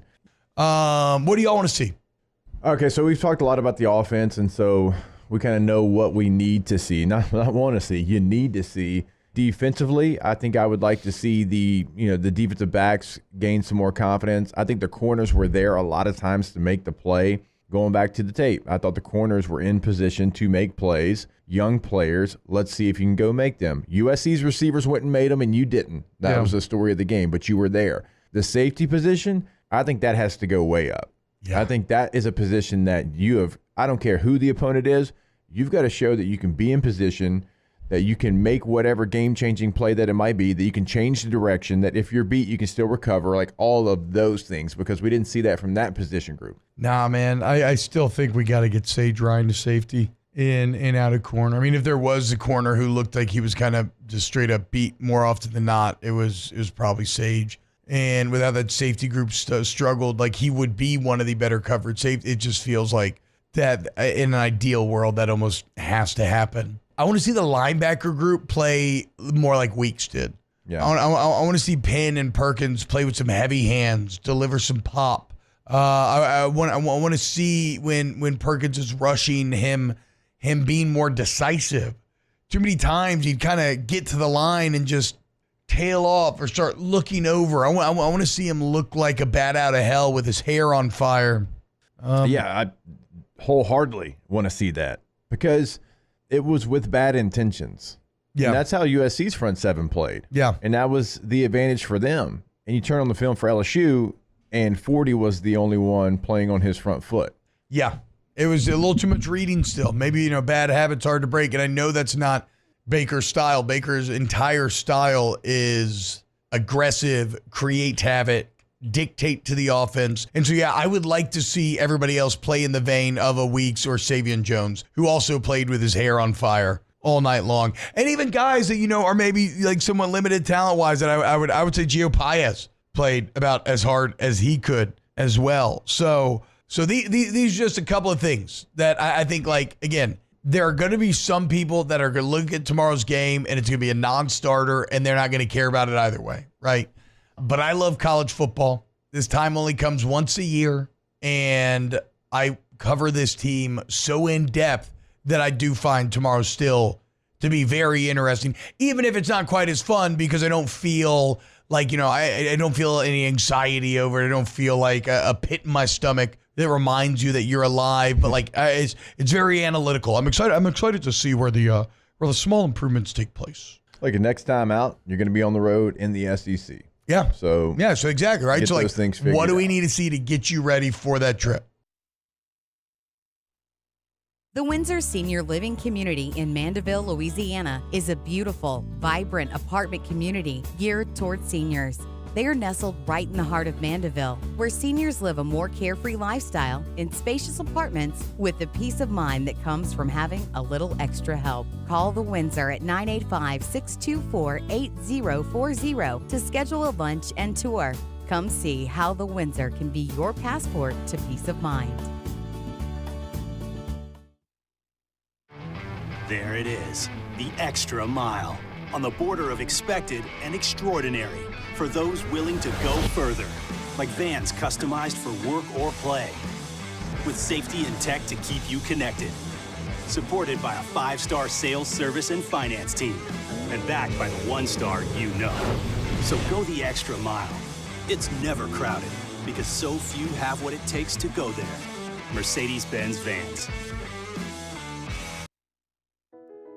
I've been doing business with Luba for 25 years. They're dependable, trustworthy. It's just the attention to detail with our clients. Our folks have years and years of experience. They're highly trained professionals, but many companies have that asset. What I'd like to think makes Luba a bit different is that we use those talents in a way that truly is dedicated to serving the needs of the folks who depend on us. Dylan Cruz here to tell you about Six Rings Baseball and Softball Camp. If you live on the North Shore and play ball, go to Six Rings Camps with former LSU assistant coach Dan Canaveri. His knowledge is second to none, and your child will improve and have fun doing it. Camps were held at Coquille Park and Six Rings Academy in Covington with 4 sessions over the summer. Full day and morning only sessions are available from ages 7 to 13. Go to sixringsbaseball.com or call 985-206-9096. Learn the game to love the game.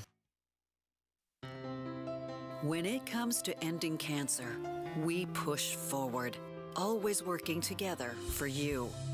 That's why our cancer experts at Ochsner have clinically integrated with MD Anderson Cancer Center.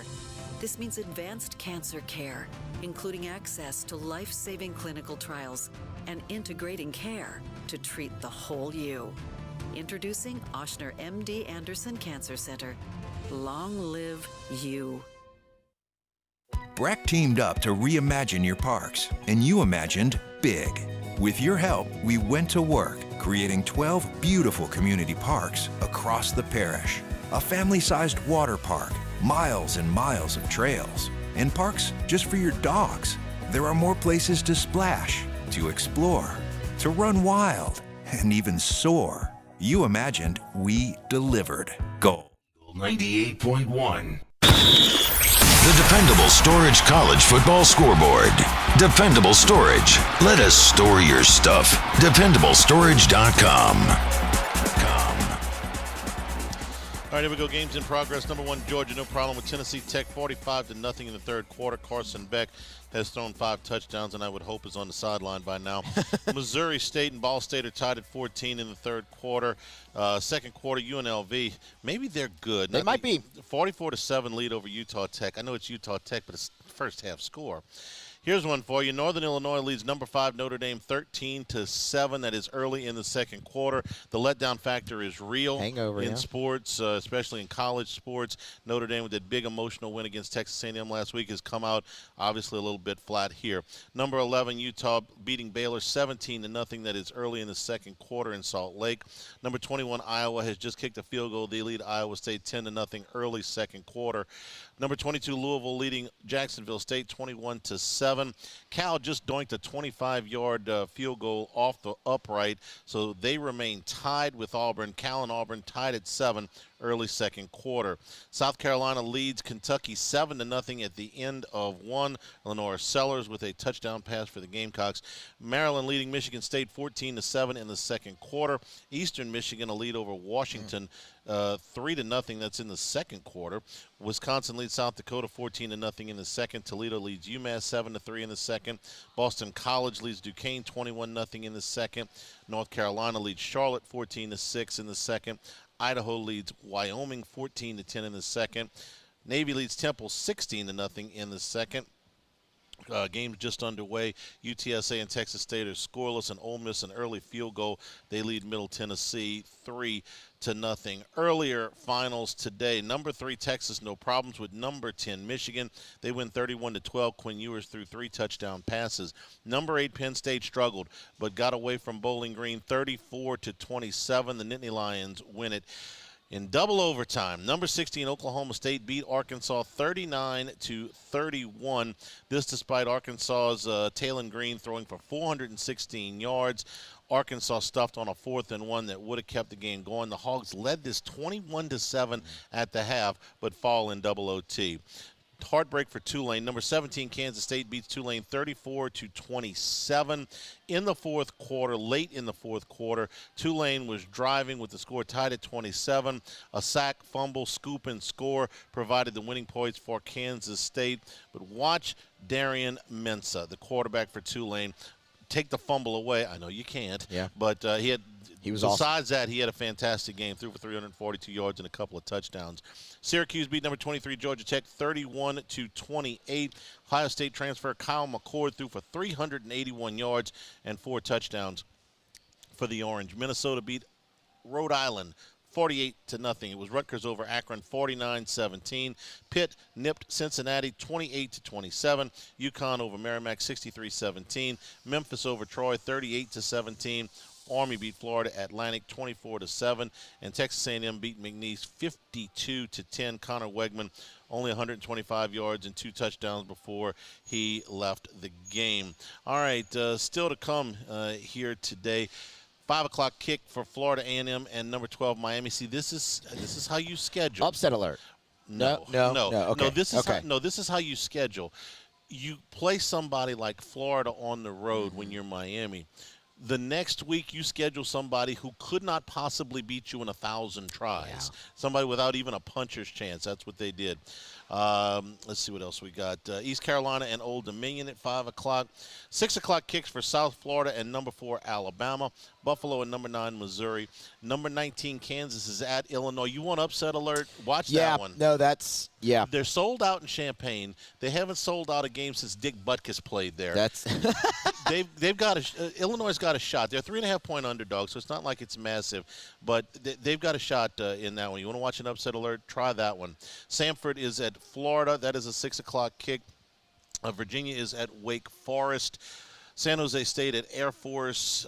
Tulsa is at Arkansas State. Southeastern's at Southern Miss. 6:30 kick for Western Michigan and number 2 Ohio State, as well as number 14 Tennessee and number 24 NC State. This is the Dukes Mayo Classic in Charlotte. Bank of America Stadium might be more orange than red tonight. Should be a good one there. Colorado is at Nebraska. Both teams won their opener. That's a 6:30 kick in Lincoln.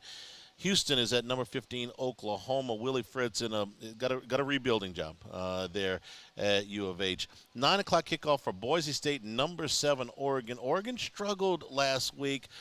I don't expect them to again. We talked about this game on AFR. Boise's 3-0 all time against Oregon. They are. It's an amazing stat. The LeGarrette Blount game. That's what everybody remembers. That's what I remember. Ashton Gentry, Genty, excuse me, for Boise State. May lead the country in rushing at the end of the season. Had 267 yards and a cool 6 touchdowns in their opener. Texas Tech is at Washington State. 9 o'clock kickoff on Fox. They're gonna do a really cool tribute to Mike Leach tonight, who coached at both schools. That should be very, very nice. Mississippi State is at Arizona State. That's a 9:30 kick. Oregon State's at San Diego State. Utah State's at USC. Again, letdown factor. You know who USC plays next? We talked about this earlier. Michigan. Yeah. Now, they do have a week off next week, but in between LSU and Michigan, you have Utah State as a 4 touchdown and change underdog. And that is your college football scoreboard. We're brought to you in part by Supreme Rice and SupremeRice.com. Come on in the Rouses and pick up your Supreme Rice, the new parboiled rice available now here in Louisiana, used by almost all of the major restaurants. Supreme Rice, perfect for all your tailgating. Red beans, white beans, stews, gumbos later in the year, jambalaya. I'm going to make it with Supreme Rice. You're going to get more for your dollar, and you're going to support our Louisiana farmers. They've been in business since the 1930s, so all of our Supreme Rice grown, milled, and processed right here in Louisiana. They're part of the Climate Smart program, ensuring that future generations of Louisiana farmers will enjoy those benefits. They're reducing methane emissions. They're promoting water conservation. For more information and great recipes, go to SupremeRice.com. Back here at Rouse's, Eagle 98.1 Game Day. It's no secret. The best oysters in Baton Rouge are at Jolie Pearl Oyster Bar. Enjoy mouth-watering South Louisiana flavor and oysters from all over the country. And don't forget our nightly drink specials.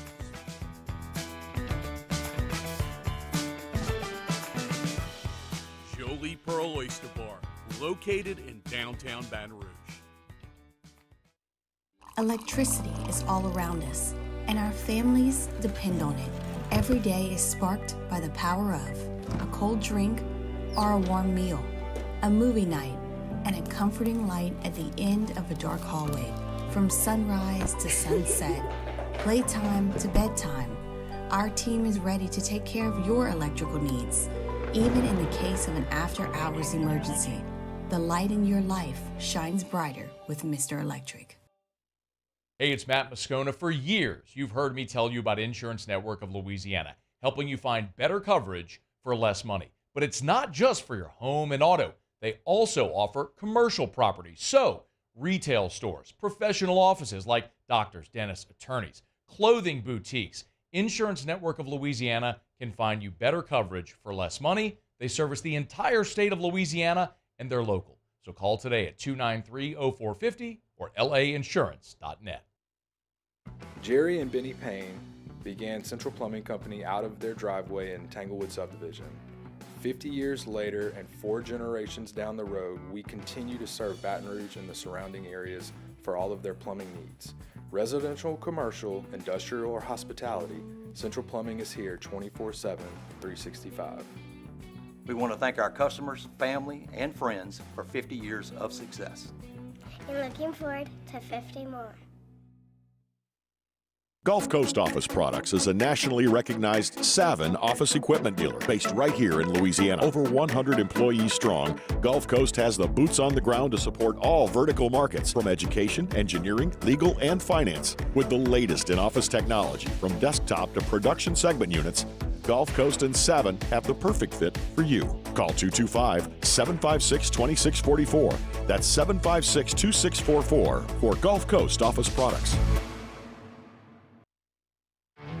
There it is, the extra mile, on the border of expected and extraordinary, for those willing to go further, like vans customized for work or play, with safety and tech to keep you connected, supported by a 5-star sales, service, and finance team, and backed by the 1-star you know.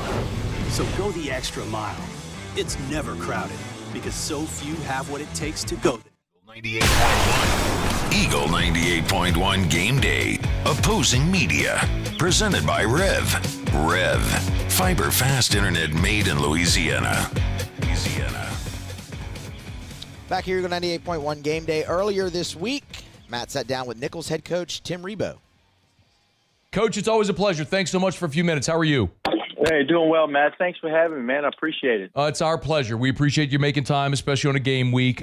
You know what I love? I was looking at your roster today. It looks like a Louisiana all-star team. You know what I mean? Brother Martin, Dutchtown, Destrehan, Curtis, Catholic, Hannon. You know what I mean? It's just like you were just – it's such a feeder in the state. How big of an advantage is the dirt, is this state for your program?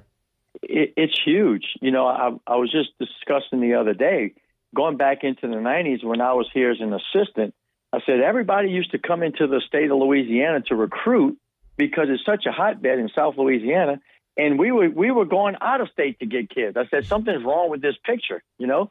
So if I had a chance to do it, I said I'm going to try to recruit locally and see if we can get some good players. And you know how many they have right here, and it doesn't pay for us to go to Houston and get a third, fourth, fifth best player over there when we got them right here in our backyard. And you know, we hit some home runs with some of these players who might have been an inch too short, a step too slow, but really good football players. Develop them, and look, you know that too. They're going to stay here, and then when they're done playing, they're coming back here.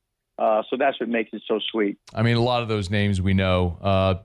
Guggenheim, Spears. Well, if you're a Louisiana high school football fan, you know a lot of these names. It was so interesting. Like, your roster is loaded. I mean, you get 12 preseason first-team all-conference players. Is it fair to say that this is, at least in the preseason, depth, veteran leadership experience, is this your best team? It might be the best. We were talking about it the other day, too. Might be one of the best defensive teams we've had since we've been here. And we've had some marquee players, say across the defensive line with Sully Lesh and linebackers Alan Pittman. But not as many. We're deep across the line, linebackers, depth in the secondary. We can really run. I really like our defense, and probably not. We got some skill guys, but not as loaded on the offensive line as we are on the other side of the ball. Tim Rebow is our guest here. Where, when you're building your roster, I'll talk about the game here in a second, but I would love to ask also just your approach with everything with the portal. How has that impacted the way you recruit your roster? It really hasn't, because we've always been recruit local, recruit high schools. We build those relationships with the coaches and with the kids and try to get them to come here. And now even more so, we're going to do it because I think in today, the big guys, bigger than us, they're not recruiting the high school athletes as much. They're going to go get them a guy maybe from UL to go to LSU because they can build some depth, a guy that has 2 or 3 years of college experience rather than get a high school guy. So we've always recruited the high schoolers, and even more so now. Do you worry about, I don't know if worry is the right word, but about your roster getting plucked, pillaged, guys Yeah, leaving? I think you have to. I think you have to worry about it. But I'm not going to lose sleep over it because I figure like this, Jalen Spears from Brother Martin, Conference Player of the Year last year. If somebody comes get him after this year, look, he's given us 2 really good years, meaning we're doing something right and winning some football games, Yeah. So we have to just keep developing.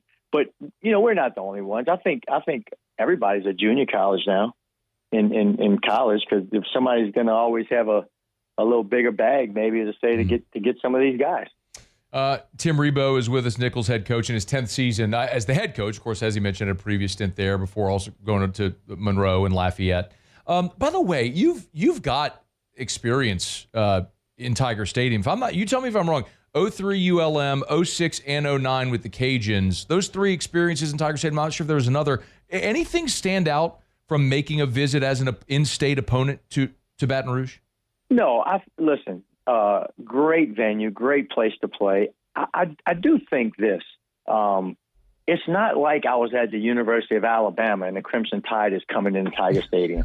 It's not A&M coming into there when we came in. And it's going to be the same thing this weekend. It's going to be loud. They're going to be getting on us. But when you have the first kickoff and you go down there and you make that first hit, I think some of that's going to wear off, and I don't know if they're going to be as loud. Well, I shouldn't say that. I don't know if they're going to be as loud as they would be. hey, we get down in the south end zone. Who knows, huh? Yeah, man. It sounds like you've been down that south end zone a few times. Yeah. You know what? But I was also looking because oftentimes we know like smaller programs rely on these games for the financial implication. We know all that. But you haven't really made it a habit of doing this. You played TCU last year, but prior to that, I think it was 3 years you went without playing a Power 5. Of course, we remember you beat Kansas back in 2018, but it hasn't been as common. So what is your scheduling thought, philosophy when it comes to games like this against one of the Power 4, Power 5, whatever you want to call it? I really wish we could play just one game on the road against one big team. The experience, develop our players, and it's going to help us down the road. When you got to play, last year we played TCU and we played Tulane. We've played some before. We played Texas A&M. We played South Alabama. We played those schools. So I like it for our guys. I like for us to travel a little bit. I really like what we did this year, playing 2 in-state opponents right away. I think it's good for our program. They're familiar with the schools. You get a lot of publicity like this week we're getting, for our program. And then for us, going the payday to go to Baton Rouge where, we're making it a day trip, Matt. We're going on Saturday, so you don't have a flight. You don't have to pay hotels. You don't have all the expenses, so it can help your program. Does it mean more for your guys to be able to play, that it is LSU and not just a power program? You played A&M, Georgia, Colorado. You've gone all over. Does it mean more that it is LSU? Absolutely. Look, you said we have 90-something. I think we got like 93 players from Louisiana. Well, of course, they all grew up, I think the majority, LSU, wanting to play in Tiger Stadium. They know what it is. So to get a chance to go back to play the flagship school, the state school, right here in the backyard. I think it's going to be exciting for them. And you know what it's going to do to all the parents, all the people working up and down the river, all the stuff that's been going on, all the tailgating. I think it's a win-win situation for us. Tim Rebow's with us for a couple more minutes. Of course, 3-time conference champion there at Nicholls, done an amazing job in his decade on the Bayou. So you mentioned playing 2 in-state schools. For those who don't know, Nicholls opened last week against Louisiana Tech in a really good ball game. Did you learn anything about your team last week? Yeah, I learned how hard we played, the effort, again, the no quit, the fight that they have in them. I know we can really run on defense, can really get after it a little bit, and I do think we're going to be okay on offense. You know, sometimes, you go to a game and you come out and say, I don't know, I'm not sure. I think we're going to be all right. We'll be able to move the ball. Now, the thing is, too, we're going to be able to show some improvement this week, the old saying from week 1 to week 2. But it just might not show up because of the opponent that you're playing. Sure. What are the biggest challenges as you game plan for LSU that you and your staff face? They're so big and athletic. They're so strong up front on the defensive and offensive lines. I worry about that. I think in these type of games, that's where the difference is. Look, we have some skilled players. They have tremendous skilled players. But I think it's up front, and I worry about that, trying to line up.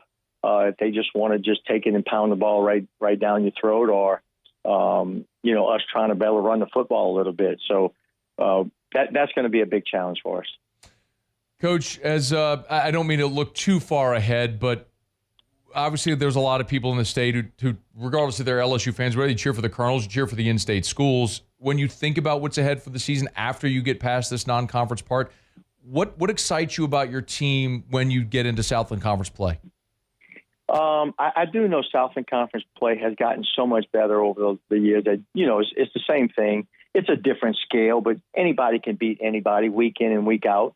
But we have a lot of experience, and we have experience that I like, which doesn't always translate. But, we got off to a rough start last year, and they resilient and bounced back and said, hey, we're getting a conference. We know we can be a good football team. So we just got to continue to do the little things to improve, the little execution things that we can do, the communication things that we can do to get better each week. And hopefully by week 5 and 6, when we get into conference play, we'll be starting to play some really good football. Yeah, October 12th, Nicholls at Incarnate Word is when everyone's going to have circled. That's one that will certainly have big-time conference implications. Always pulling for you, Coach. Can't thank you enough for a couple of minutes today. Best of luck to you and your team this weekend and throughout the year.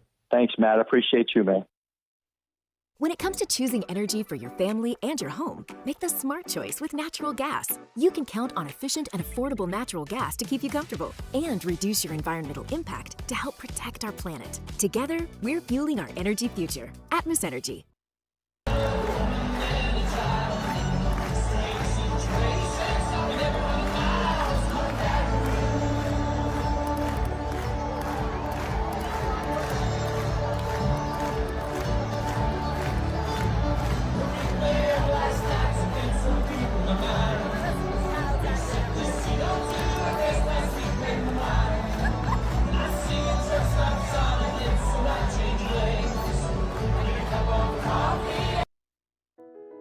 I've been doing business with Luba for 25 years.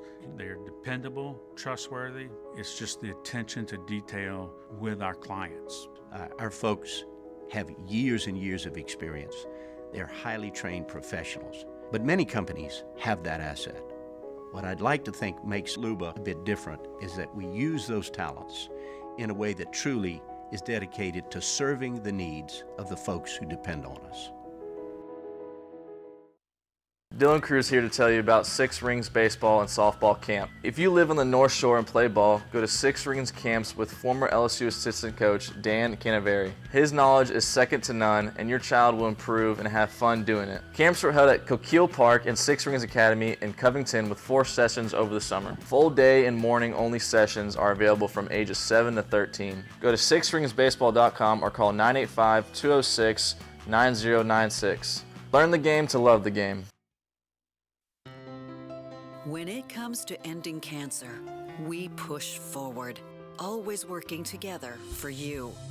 That's why our cancer experts at Ochsner have clinically integrated with MD Anderson Cancer Center. This means advanced cancer care, including access to life-saving clinical trials and integrating care to treat the whole you. Introducing Ochsner MD Anderson Cancer Center. Long live you. BRAC teamed up to reimagine your parks, and you imagined big. With your help, we went to work, creating 12 beautiful community parks across the parish. A family-sized water park, miles and miles of trails, and parks just for your dogs. There are more places to splash, to explore, to run wild, and even soar. You imagined, we delivered gold. BRAC, your #1 park system in the nation.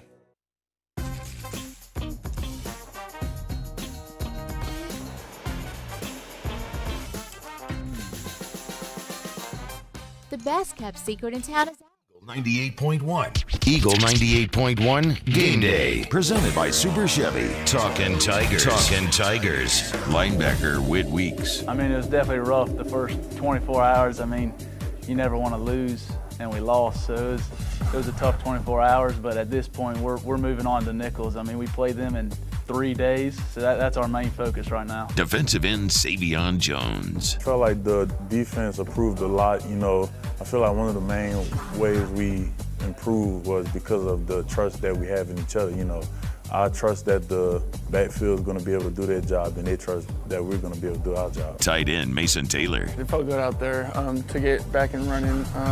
New offense. I think we did pretty well. I think we just need to fix a couple of little things, and it's all in the details. I mean, finishing drives and being productive in the red zone. Linebacker Whit Weeks. A lot of progress. I think we have a lot more confidence, which is the main thing that I can see from last year. We have a lot more confidence in not only our abilities, but knowing the playbook.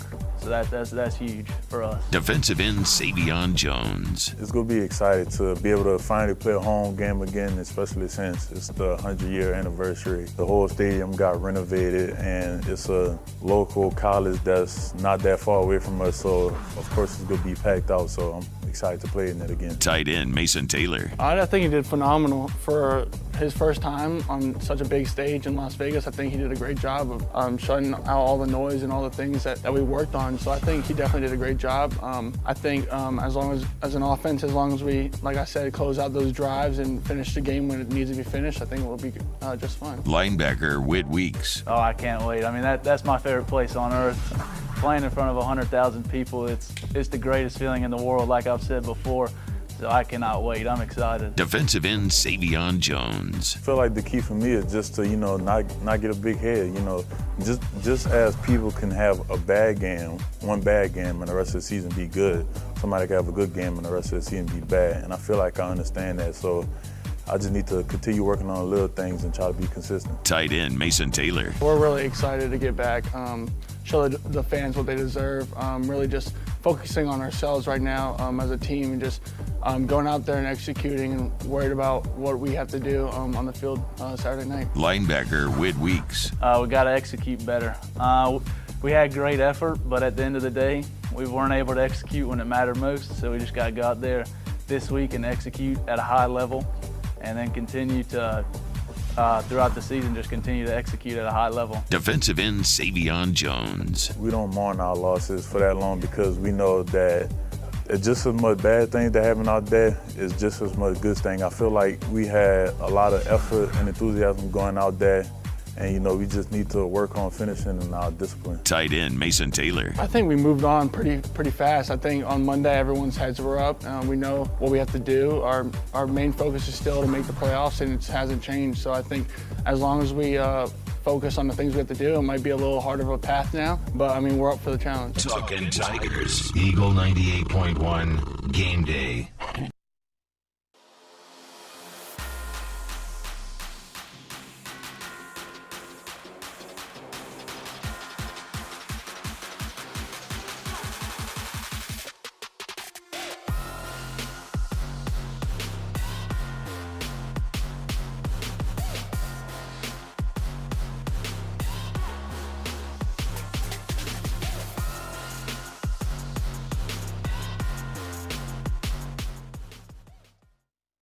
Electricity is all around us, and our families depend on it.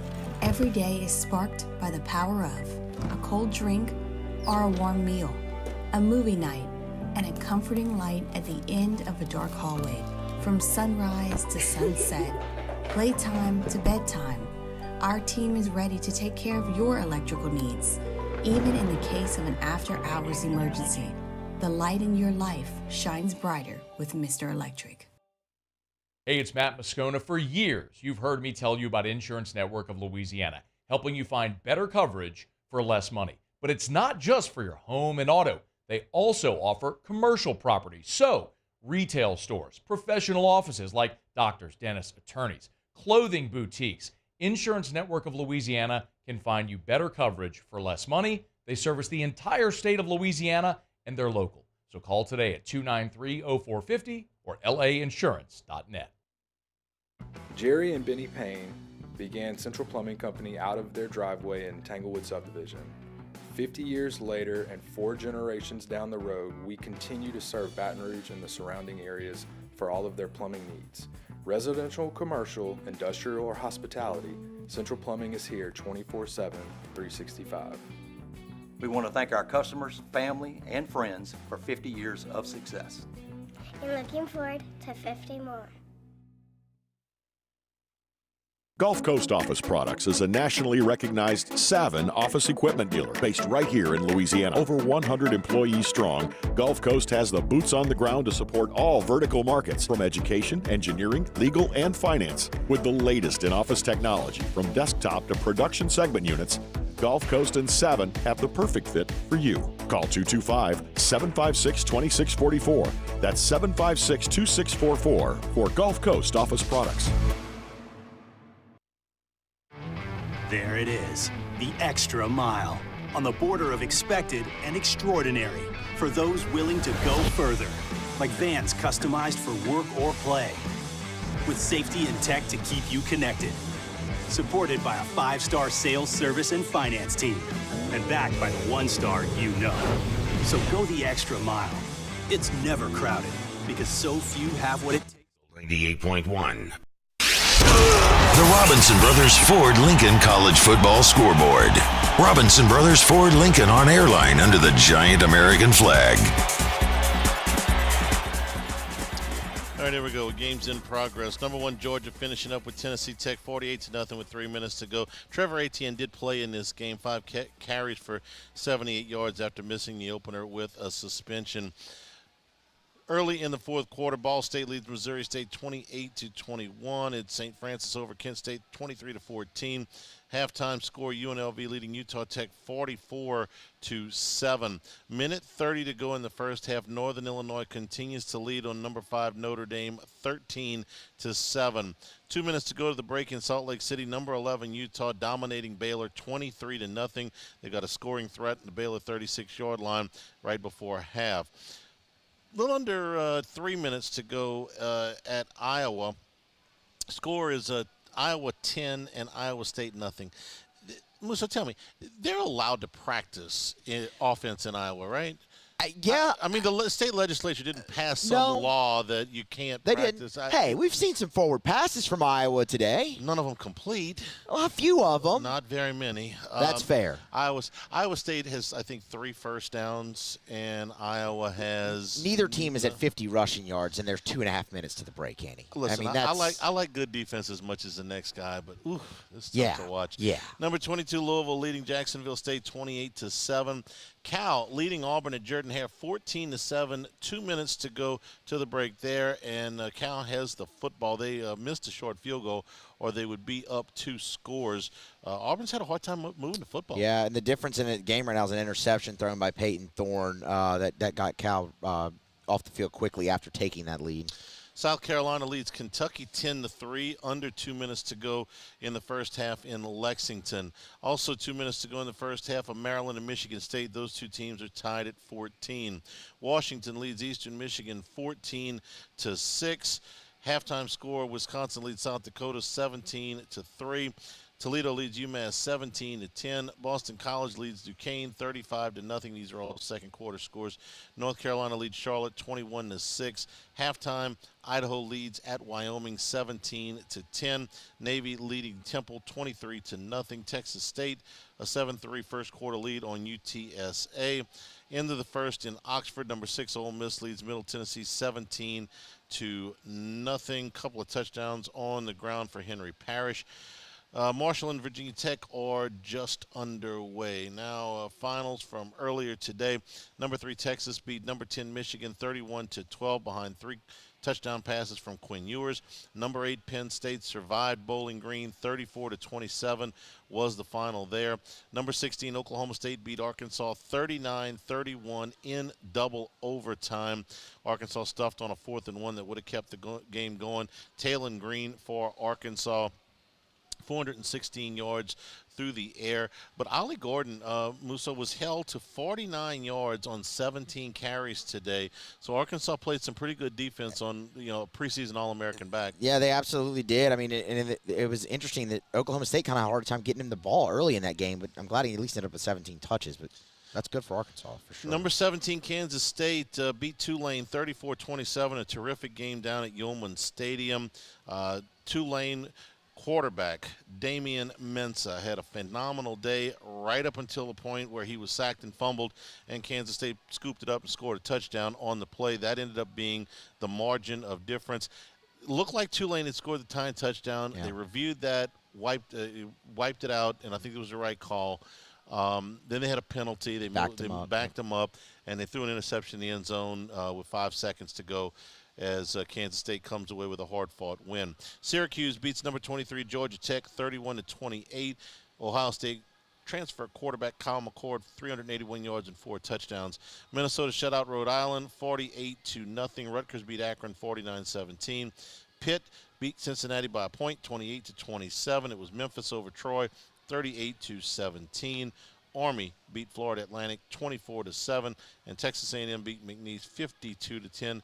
Connor Wegman only 125 yards in what was a short day for him. This game was 38-0 at the half. And last night, if you were watching, there was some terrific football.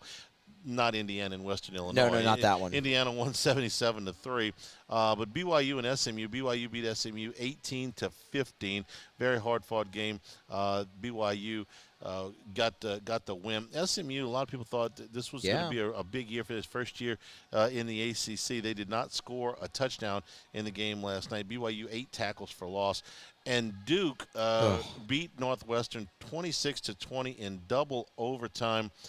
God bless Northwestern. Did you see the stadium they put up? I was hoping you'd bring it up. I mean, they're going to be for 2 years, Handy, too. And that's like I don't even know if it's high school. There's bigger high school stadiums than what they're playing in there. Way bigger high school stadiums. All right, so is it? It's cool that it's on Lake Michigan. I was going to say, is it really cool or is it really hokey? Because they could have found other places to play. They wanted to put this thing up, and you see the overhead view. Yes. It's really cool with the visuals of the lake and all that stuff. But it doesn't hold, I don't know, maybe 5,000? Yeah, I was going to say 8,000? 8, something like that. It's also going to be bitterly cold in a couple weeks when the wind starts coming off Lake Michigan in October. I'm not going to be there. I know. It's just ridiculous, though. It's going to be cold in Chicago no That's matter fair. where you put the Evanston's stadium. brutal anyway. That's fair. That's fair. The visual is kind of neat, and they keep it on campus. Yeah. So I'm tempted to just I like it. Yeah, I really want to reward the ingenuity, the creativity, I guess, is the word I'm looking for, to keep it on campus. What they had there last night was loud, and they really should have won the game. They should have won the game. They had the lead in the first overtime, and Duke came back to beat them 26-20, and that is your college football scoreboard. Iowa practicing enough offense to be down inside the 10-yard line of Iowa State. They already lead this game by a score of 10-0, minute and a half to go in the first half. We are at Rouse's, your tailgating headquarters. You come into Rouse's here on Burbank and Lee. Nothing that they're not going to have that you need Whether you're stocking up on your meats, on your beer, on your hard liquor, on your ice, get you some Supreme rice. Lots of ice, soft drinks, chips, whatever you need, you can get it here at Rouse's. They do catering trays. You can order ahead, bring out the catering trays to your tailgate party. It's always an easy stop here, just a few miles away from Tiger Stadium. We'll take a break. This is Eagle 98.1 Game Day. Spencer Callahan is the one to see. Call 387-2323. LA 21-12681, offices in Baton Rouge. Eagle 98.1, WDGL and HC1 Baton Rouge.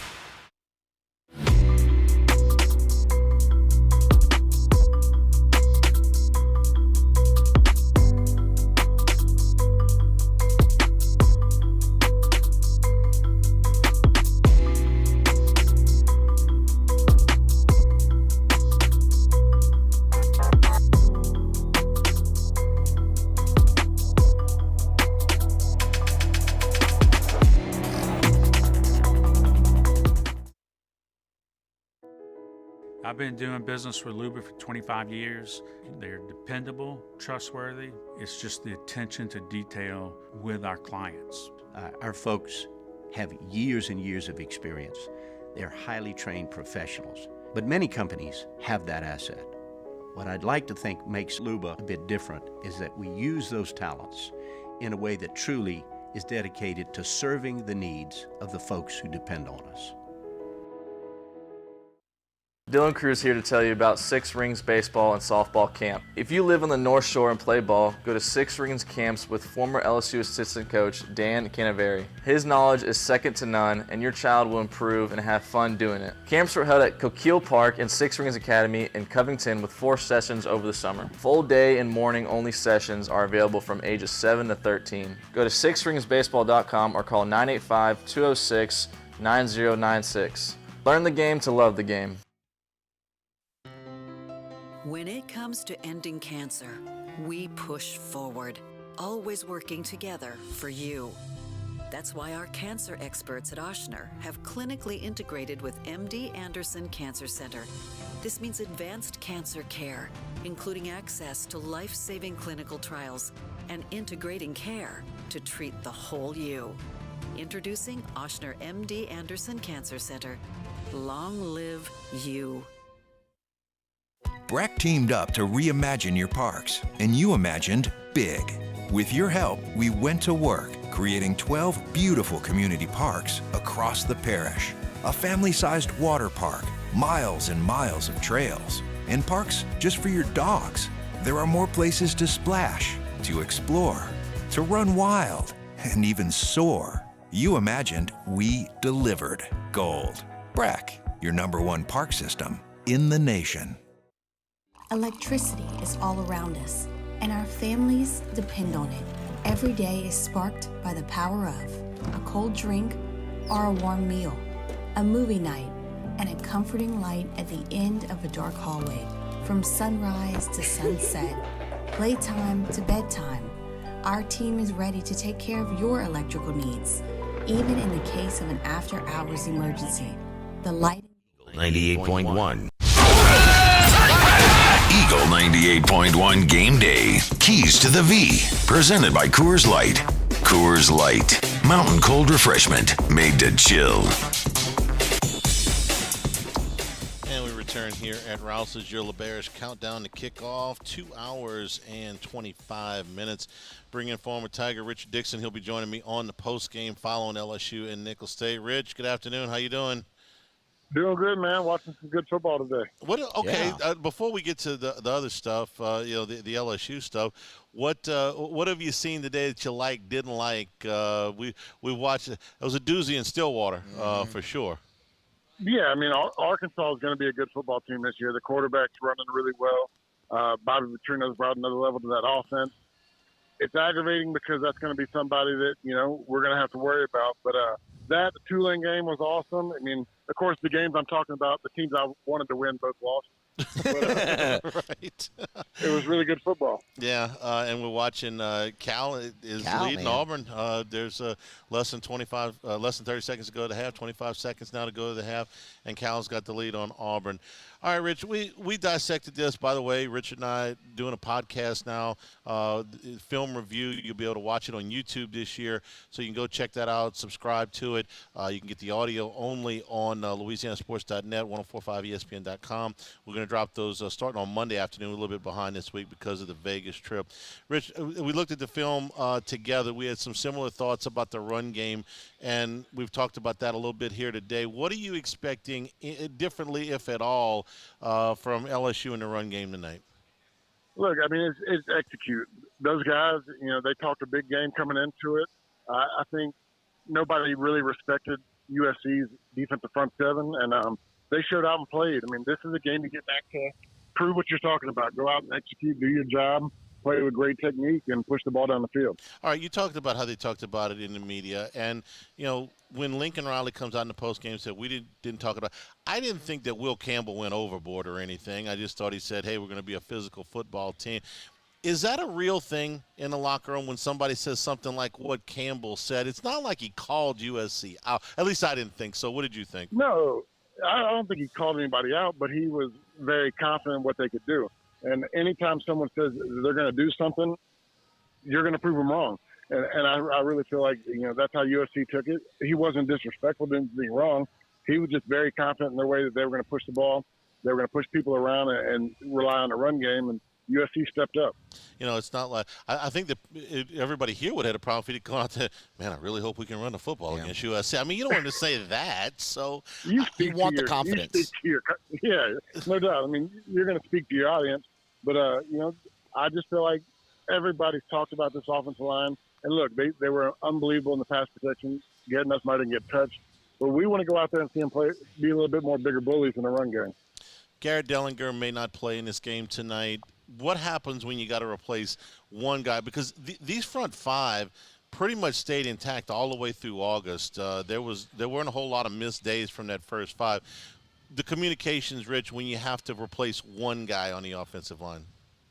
It's not as big a deal. You still got 3 or 5 that have been there for a long time. I think communication goes easy. You're going to rely on your older guys, but you're going to look for guys like Tyree Adams if he's the guy that steps up to, listen to the older guys and go out there and play as hard as he can. From a former player, I got this a lot this week about, Brian Kelly's got to do something about the discipline on this team because you can't have guys like Eddie Lacy and Major Burns getting major penalties where it really hurt LSU from a field position standpoint, cost them points on a drive. He's got to do something. You sort of believe it's the players that have got to do something. No, the players are the ones that are going to execute the plan. They're the ones that are going to police the locker room. Look, I didn't like either one of the penalties. I thought that taking the helmet off was dumb. The celebration was dumb. But, those guys have been around. They got to realize what it did to the team, and then everybody's going to police themselves because the coach can't get involved in that. Well, and so there's a playing time issue, right? The coach can put them on the bench, but you can't really put Kyron Lacy on the bench. You're down 2 receivers, and even if that weren't true, he's one of your best players. So you tell me, you guys had this situation come up when you were playing where there was a little bit of, discipline thing. What do the players do to police this stuff when you can't just say, man, I can't go put that guy on the bench. He's our best receiver. Well, there's no doubt. I mean, when you lose Kyle Parker and you got Chris Hilton out, you can't just go throw somebody into the number 1 spot. So it's something you can't police during the game. It's policed in the locker room after the game. You talk about it. Everybody, look, those guys care about each other so much. People don't realize when you go through the battles and you go through the practices, everybody wants to win. So when you really go reach out to that guy, you go, look, man, I get it, but you got to realize what you did, and you got young kids looking up to you. So I think it's going to be okay. Also, you talked about this on the podcast, that their attitude post-incident matters. If it's, hey, I'm just going to do what I want to do, that's a lot different from, man, I promise that'll never happen again. No doubt. I mean, there's guys that I've had few well-known names that we've told them, look, get out the meeting. Just leave. We don't need you around. You got to all buy in. You got to all want the same thing. and you all got to think about each other. And when it gets selfish, it's a big deal. But when guys respond and they understand that they know they messed up and they're apologetic about it, it's just move on. Playing an opponent that is a huge underdog. I know you talked about your preparation for these games didn't change, but for the grand scheme of things, everybody knows LSU is going to win this game, but the how matters. There's a great deal of difference in playing well in one of these things and just kind of going through the motions and winning. So what do you think LSU's mindset is coming off a loss, but this is the home opener, so you got that going, and you got an outmanned opponent here in Nicholls State? You focus on your role. I mean, look, I've told you a million times that I was just as nervous before we played this game, before we played Alabama. It didn't matter because I look at it a different way. I didn't want to be embarrassed. This is a game you want to come out and execute. You want to prove that you are 100% prepared on the mental side, and you want to be flawless on the physical side. So you go out there, worry about your job, execute, do your role, and take care of business. He could just go put the Northern Illinois Notre Dame score up. There you go. It's 13-7 Northern Illinois at the half, and he could say, "Hey, look, this is my old team. Look what's happening." And they had a big win last week. He just put up there. I got to be honest. I just said that because I just want another excuse to put the Northern Illinois Notre Dame score on the pregame show. It's 13-7. It's 13-7. Yeah, 13-7. Northern Illinois is leading Notre Dame. I just heard Notre Dame was down. I walked outside because my kids were screaming, so I haven't seen it, but I heard Notre Dame was down. Look, it can happen to anybody. We saw it in 2008 when we played Troy State. They came in here up 3 touchdowns in the fourth. Once we got our crap together and focused in, we scored 4 and then some touchdowns and won the game. You know, the talent is on one side, but you still got to execute and pay attention and take care of your business. I've been meaning to fuss at you about that game because that made for a long post game that night. You made my job a lot harder that night, Rich. Well, you know, my mom left the game at halftime because she was so mad. Walked from Tiger Stadium down Brightside to River Meadow. Was so mad when she got home that she walked the dogs when she got home. Okay, I don't have to punish you. If mom took care of it, I don't need to say anymore. Rich, we'll hook up with you. We'll hook up with you after the game, 90 minutes after for game day for post game. Thanks a bunch, bud. Yeah, I'll see you in a bit. All right, Iowa 13-0 now on Iowa State. 30 seconds to go to the half in Iowa City. We'll take a break, come back and check in over at the stadium. That is next. Here from Rouse's LeBear's countdown to kickoff. 2 hours and 15 minutes. It's Eagle 98.1 Game Day. The Windsor Senior Living Community in Mandeville, Louisiana is a beautiful, vibrant apartment community geared towards seniors. They are nestled right in the heart of Mandeville, where seniors live a more carefree lifestyle in spacious apartments with the peace of mind that comes from having a little extra help. Call the Windsor at 985-624-8040 to schedule a lunch and tour. Come see how the Windsor can be your passport to peace of mind. Hey, it's Matt Moscona. For years, you've heard me tell you about Insurance Network of Louisiana, helping you find better coverage for less money. But it's not just for your home and auto. They also offer commercial property. So, retail stores, professional offices like doctors, dentists, attorneys, clothing boutiques. Insurance Network of Louisiana can find you better coverage for less money. They service the entire state of Louisiana, and they're local. So call today at 293-0450 or lainsurance.net. Jerry and Benny Payne began Central Plumbing Company out of their driveway in Tanglewood subdivision. 50 years later and 4 generations down the road, we continue to serve Baton Rouge and the surrounding areas for all of their plumbing needs. Residential, commercial, industrial, or hospitality, Central Plumbing is here 24/7, 365. We want to thank our customers, family, and friends for 50 years of success. And looking forward to 50 more. Gulf Coast Office Products is a nationally recognized Savin office equipment dealer based right here in Louisiana. Over 100 employees strong, Gulf Coast has the boots on the ground to support all vertical markets, from education, engineering, legal, and finance. With the latest in office technology, from desktop to production segment units, Gulf Coast and Savin have the perfect fit for you. Call 225-756-2644. That's 756-2644 for Gulf Coast Office Products. There it is, the extra mile, on the border of expected and extraordinary, for those willing to go further. like vans customized for work or play, with safety and tech to keep you connected. Supported by a 5-star sales, service, and finance team, and backed by the 1-star you know. So go the extra mile. It's never crowded, because so few have what it takes to go there. Mercedes-Benz Vans. I've been doing business with Luba for 25 years. They're dependable, trustworthy. It's just the attention to detail with our clients. Our folks have years and years of experience. They're highly trained professionals. But many companies have that asset. What I'd like to think makes Luba a bit different is that we use those talents in a way that truly is dedicated. 98.1. Eagle 98.1 Game Day inside the stadium. Presented by Louisiana Federal Land Bank. Louisiana Federal Land Bank. They're experts in rural land and equipment lending. Now the Bears countdown to kickoff at 2 hours and 13 minutes now here at Rouse's Eagle 98.1 Game Day. We bring in the voice of the Tigers, Chris Blair. Chris, good afternoon. How are you? Good, Charlie. I tell you what, this is I could take this for an opening home game in September. Weather extremely mild, and looks like a lot of fans, even though the matchup's not marquee, actually thought like, well, the weather's not going to be a factor. Let's go out and enjoy some college football. So it is it's a little more crowded than I thought it would be at this time. And something else, Chris, that I wanted to talk about later, but let's do it now.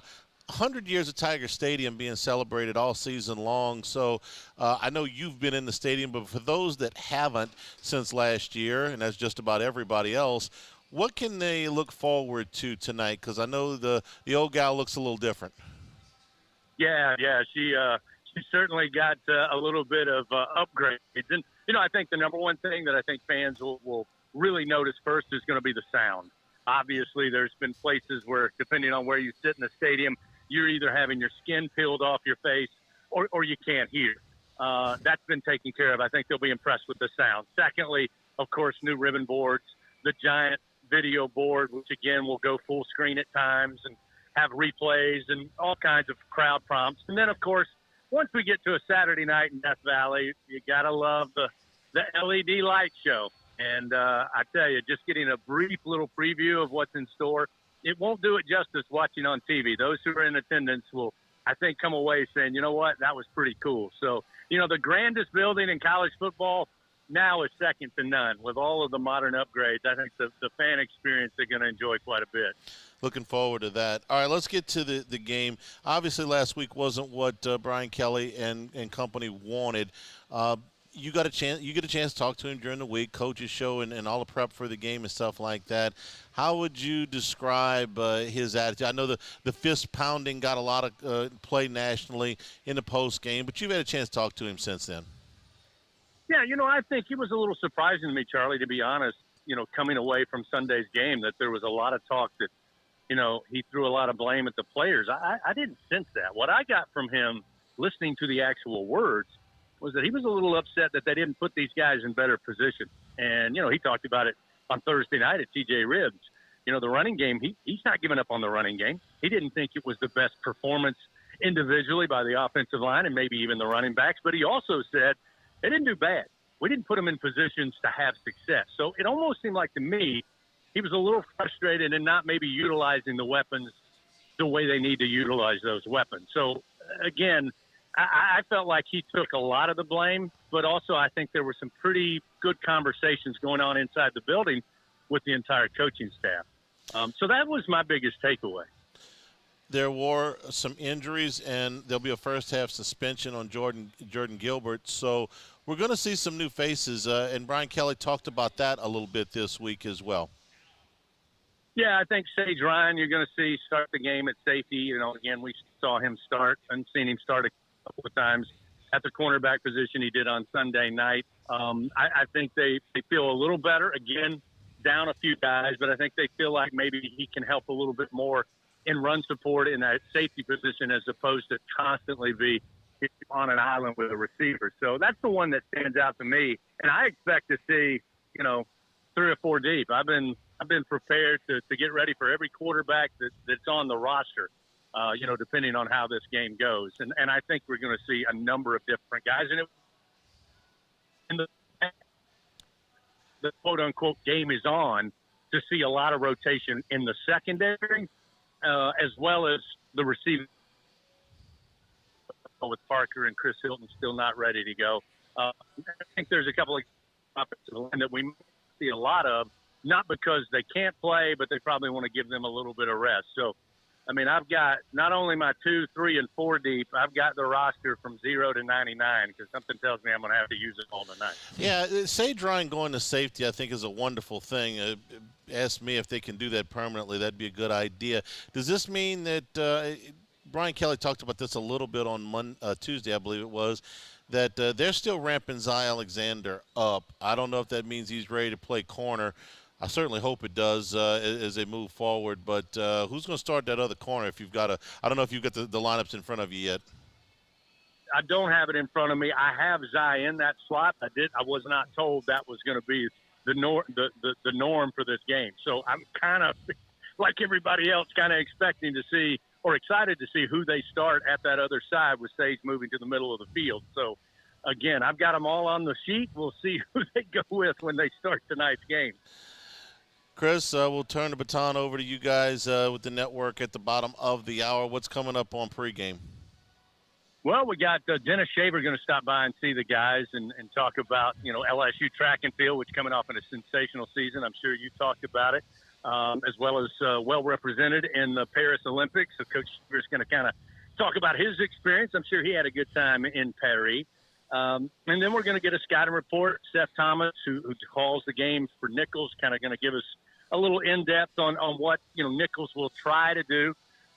Defense was tenacious last week against Louisiana Tech. They weren't able to make hay with it, but they did force 5 turnovers, so they're opportunistic. So we'll learn a little bit about the Colonels as well. And then everything else that Brandon and Marlon and Hunt want to see better here in week 2, they'll be talking about it. Seth Thomas is a very, very good friend of mine from a long time back. He's from down in my neck of the woods in St. Mary Parish. When you see him, after he finishes telling you about Nicholls, have him tell you about how bad my fantasy football team beat his back in the 90s, Chris. He introduced it to me, so he'll get a laugh. He'll get a laugh out of that about how bad the Win Babies put it on those guys. He's a great friend, and he'll do a great job on the game tonight. You guys have a good call, and we'll talk to you next week before South Carolina. Charlie, I'll tell him, was Charlie the guy that got you out of fantasy football? Yes, I pushed him into retirement for fantasy football for sure. Thanks a lot, Chris. All right, let's see. They have started the third quarter in South Bend, Northern Illinois, with the football first. They are still at half at Auburn. Cal leading 14-7, and in Lexington, South Carolina leading Kentucky now 10-6. Wildcats got a field goal right before the break. We'll come back and wrap things up here at Rouse's. This is Eagle 98.1 Game Day. When it comes to choosing energy for your family and your home, make the smart choice with natural gas. You can count on efficient and affordable natural gas to keep you comfortable and reduce your environmental impact to help protect our planet. Together, we're fueling our energy future. Atmos Energy. It's no secret. The best oysters in Baton Rouge are at Jolie Pearl Oyster Bar. Enjoy mouth-watering South Louisiana flavor and oysters from all over the country. And don't forget our nightly drink specials.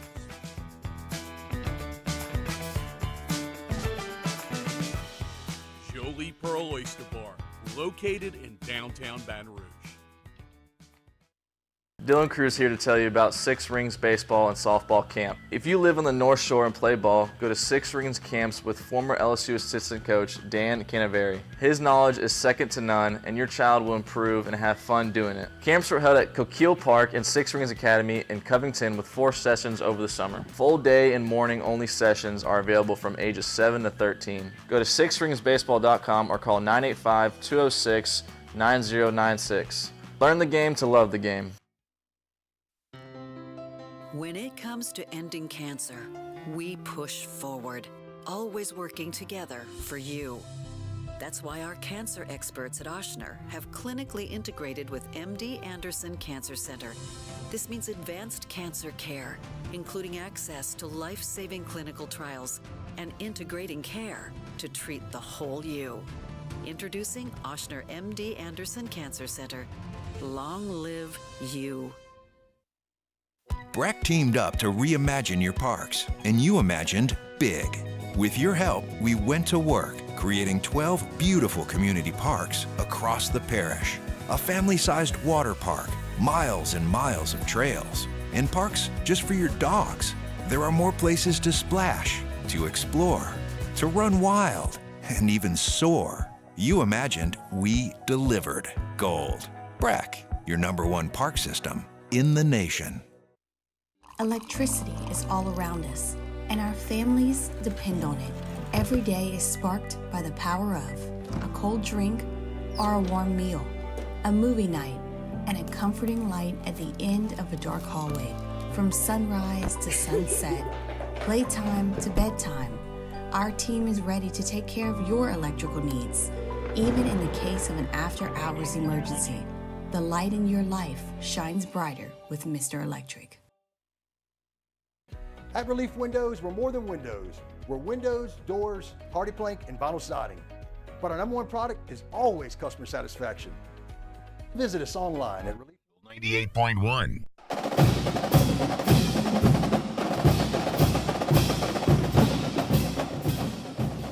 Eagle 98.1 game day, wrapping up here from Rouse's corner of Burbank and Lee. All right, Musa, what are you looking for tonight? Well, we've kind of covered a lot of it, Hanny, and the one thing we really haven't, and we talked about all the young players you're going to see, what about backup quarterback, potentially after Garrett Nussmeier? I mean, I could be interested to take a look at Ricky Collins, maybe even a little A.J. Swan, and Chris Blair was there talking about maybe all of them getting some opportunities. So I want to see that. And then the other thing is, man, I think the reps are important for the starters in this game, too. I mean, they need to wipe the bad taste out of their mouth. They need to get reps in what's going to be important for LSU going forward, run game, run blocking, things of that nature. So LSU can name their score here, but I think the reps are important for everyone.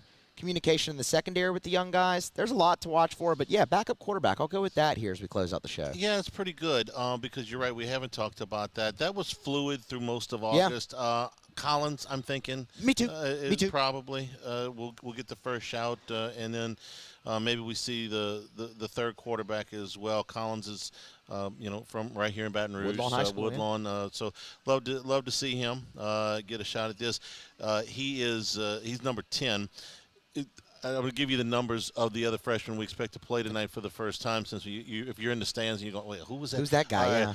Caden Durham, the speedster, number 29 at running back. Jawan Johnson, number 8, who just moved to offense from defense from Lafayette Christian. And Shelton Sampson, another local product from here in Baton Rouge, number 6. Where did he go to high school? Catholic high school. Yeah. I appreciate your pronunciation. Yeah. That's not my shtick. You ain't going to get that out of me, Hanny. He's number 6. Thanks to the folks here at Rouse's. Again, your tailgating headquarters. Everything you need is right here at Rouse's, just off the LSU campus. Coming here for all your meats, all your specialty items, your beer, your hard liquor, your ice, your chips, everything you need right here at Rouse's. Whiskey and Wine immediately following the game with Matt and T-Bob. We'll be on, Richard Dixon and myself, from the studios 90 minutes following the end of LSU and Nicholls State. From all of us here at Rouse's, everybody back at the mothership, I'm Charles Hanniger saying thank you and good afternoon. From Rouse's, this has been Eagle 98.1 Game Day.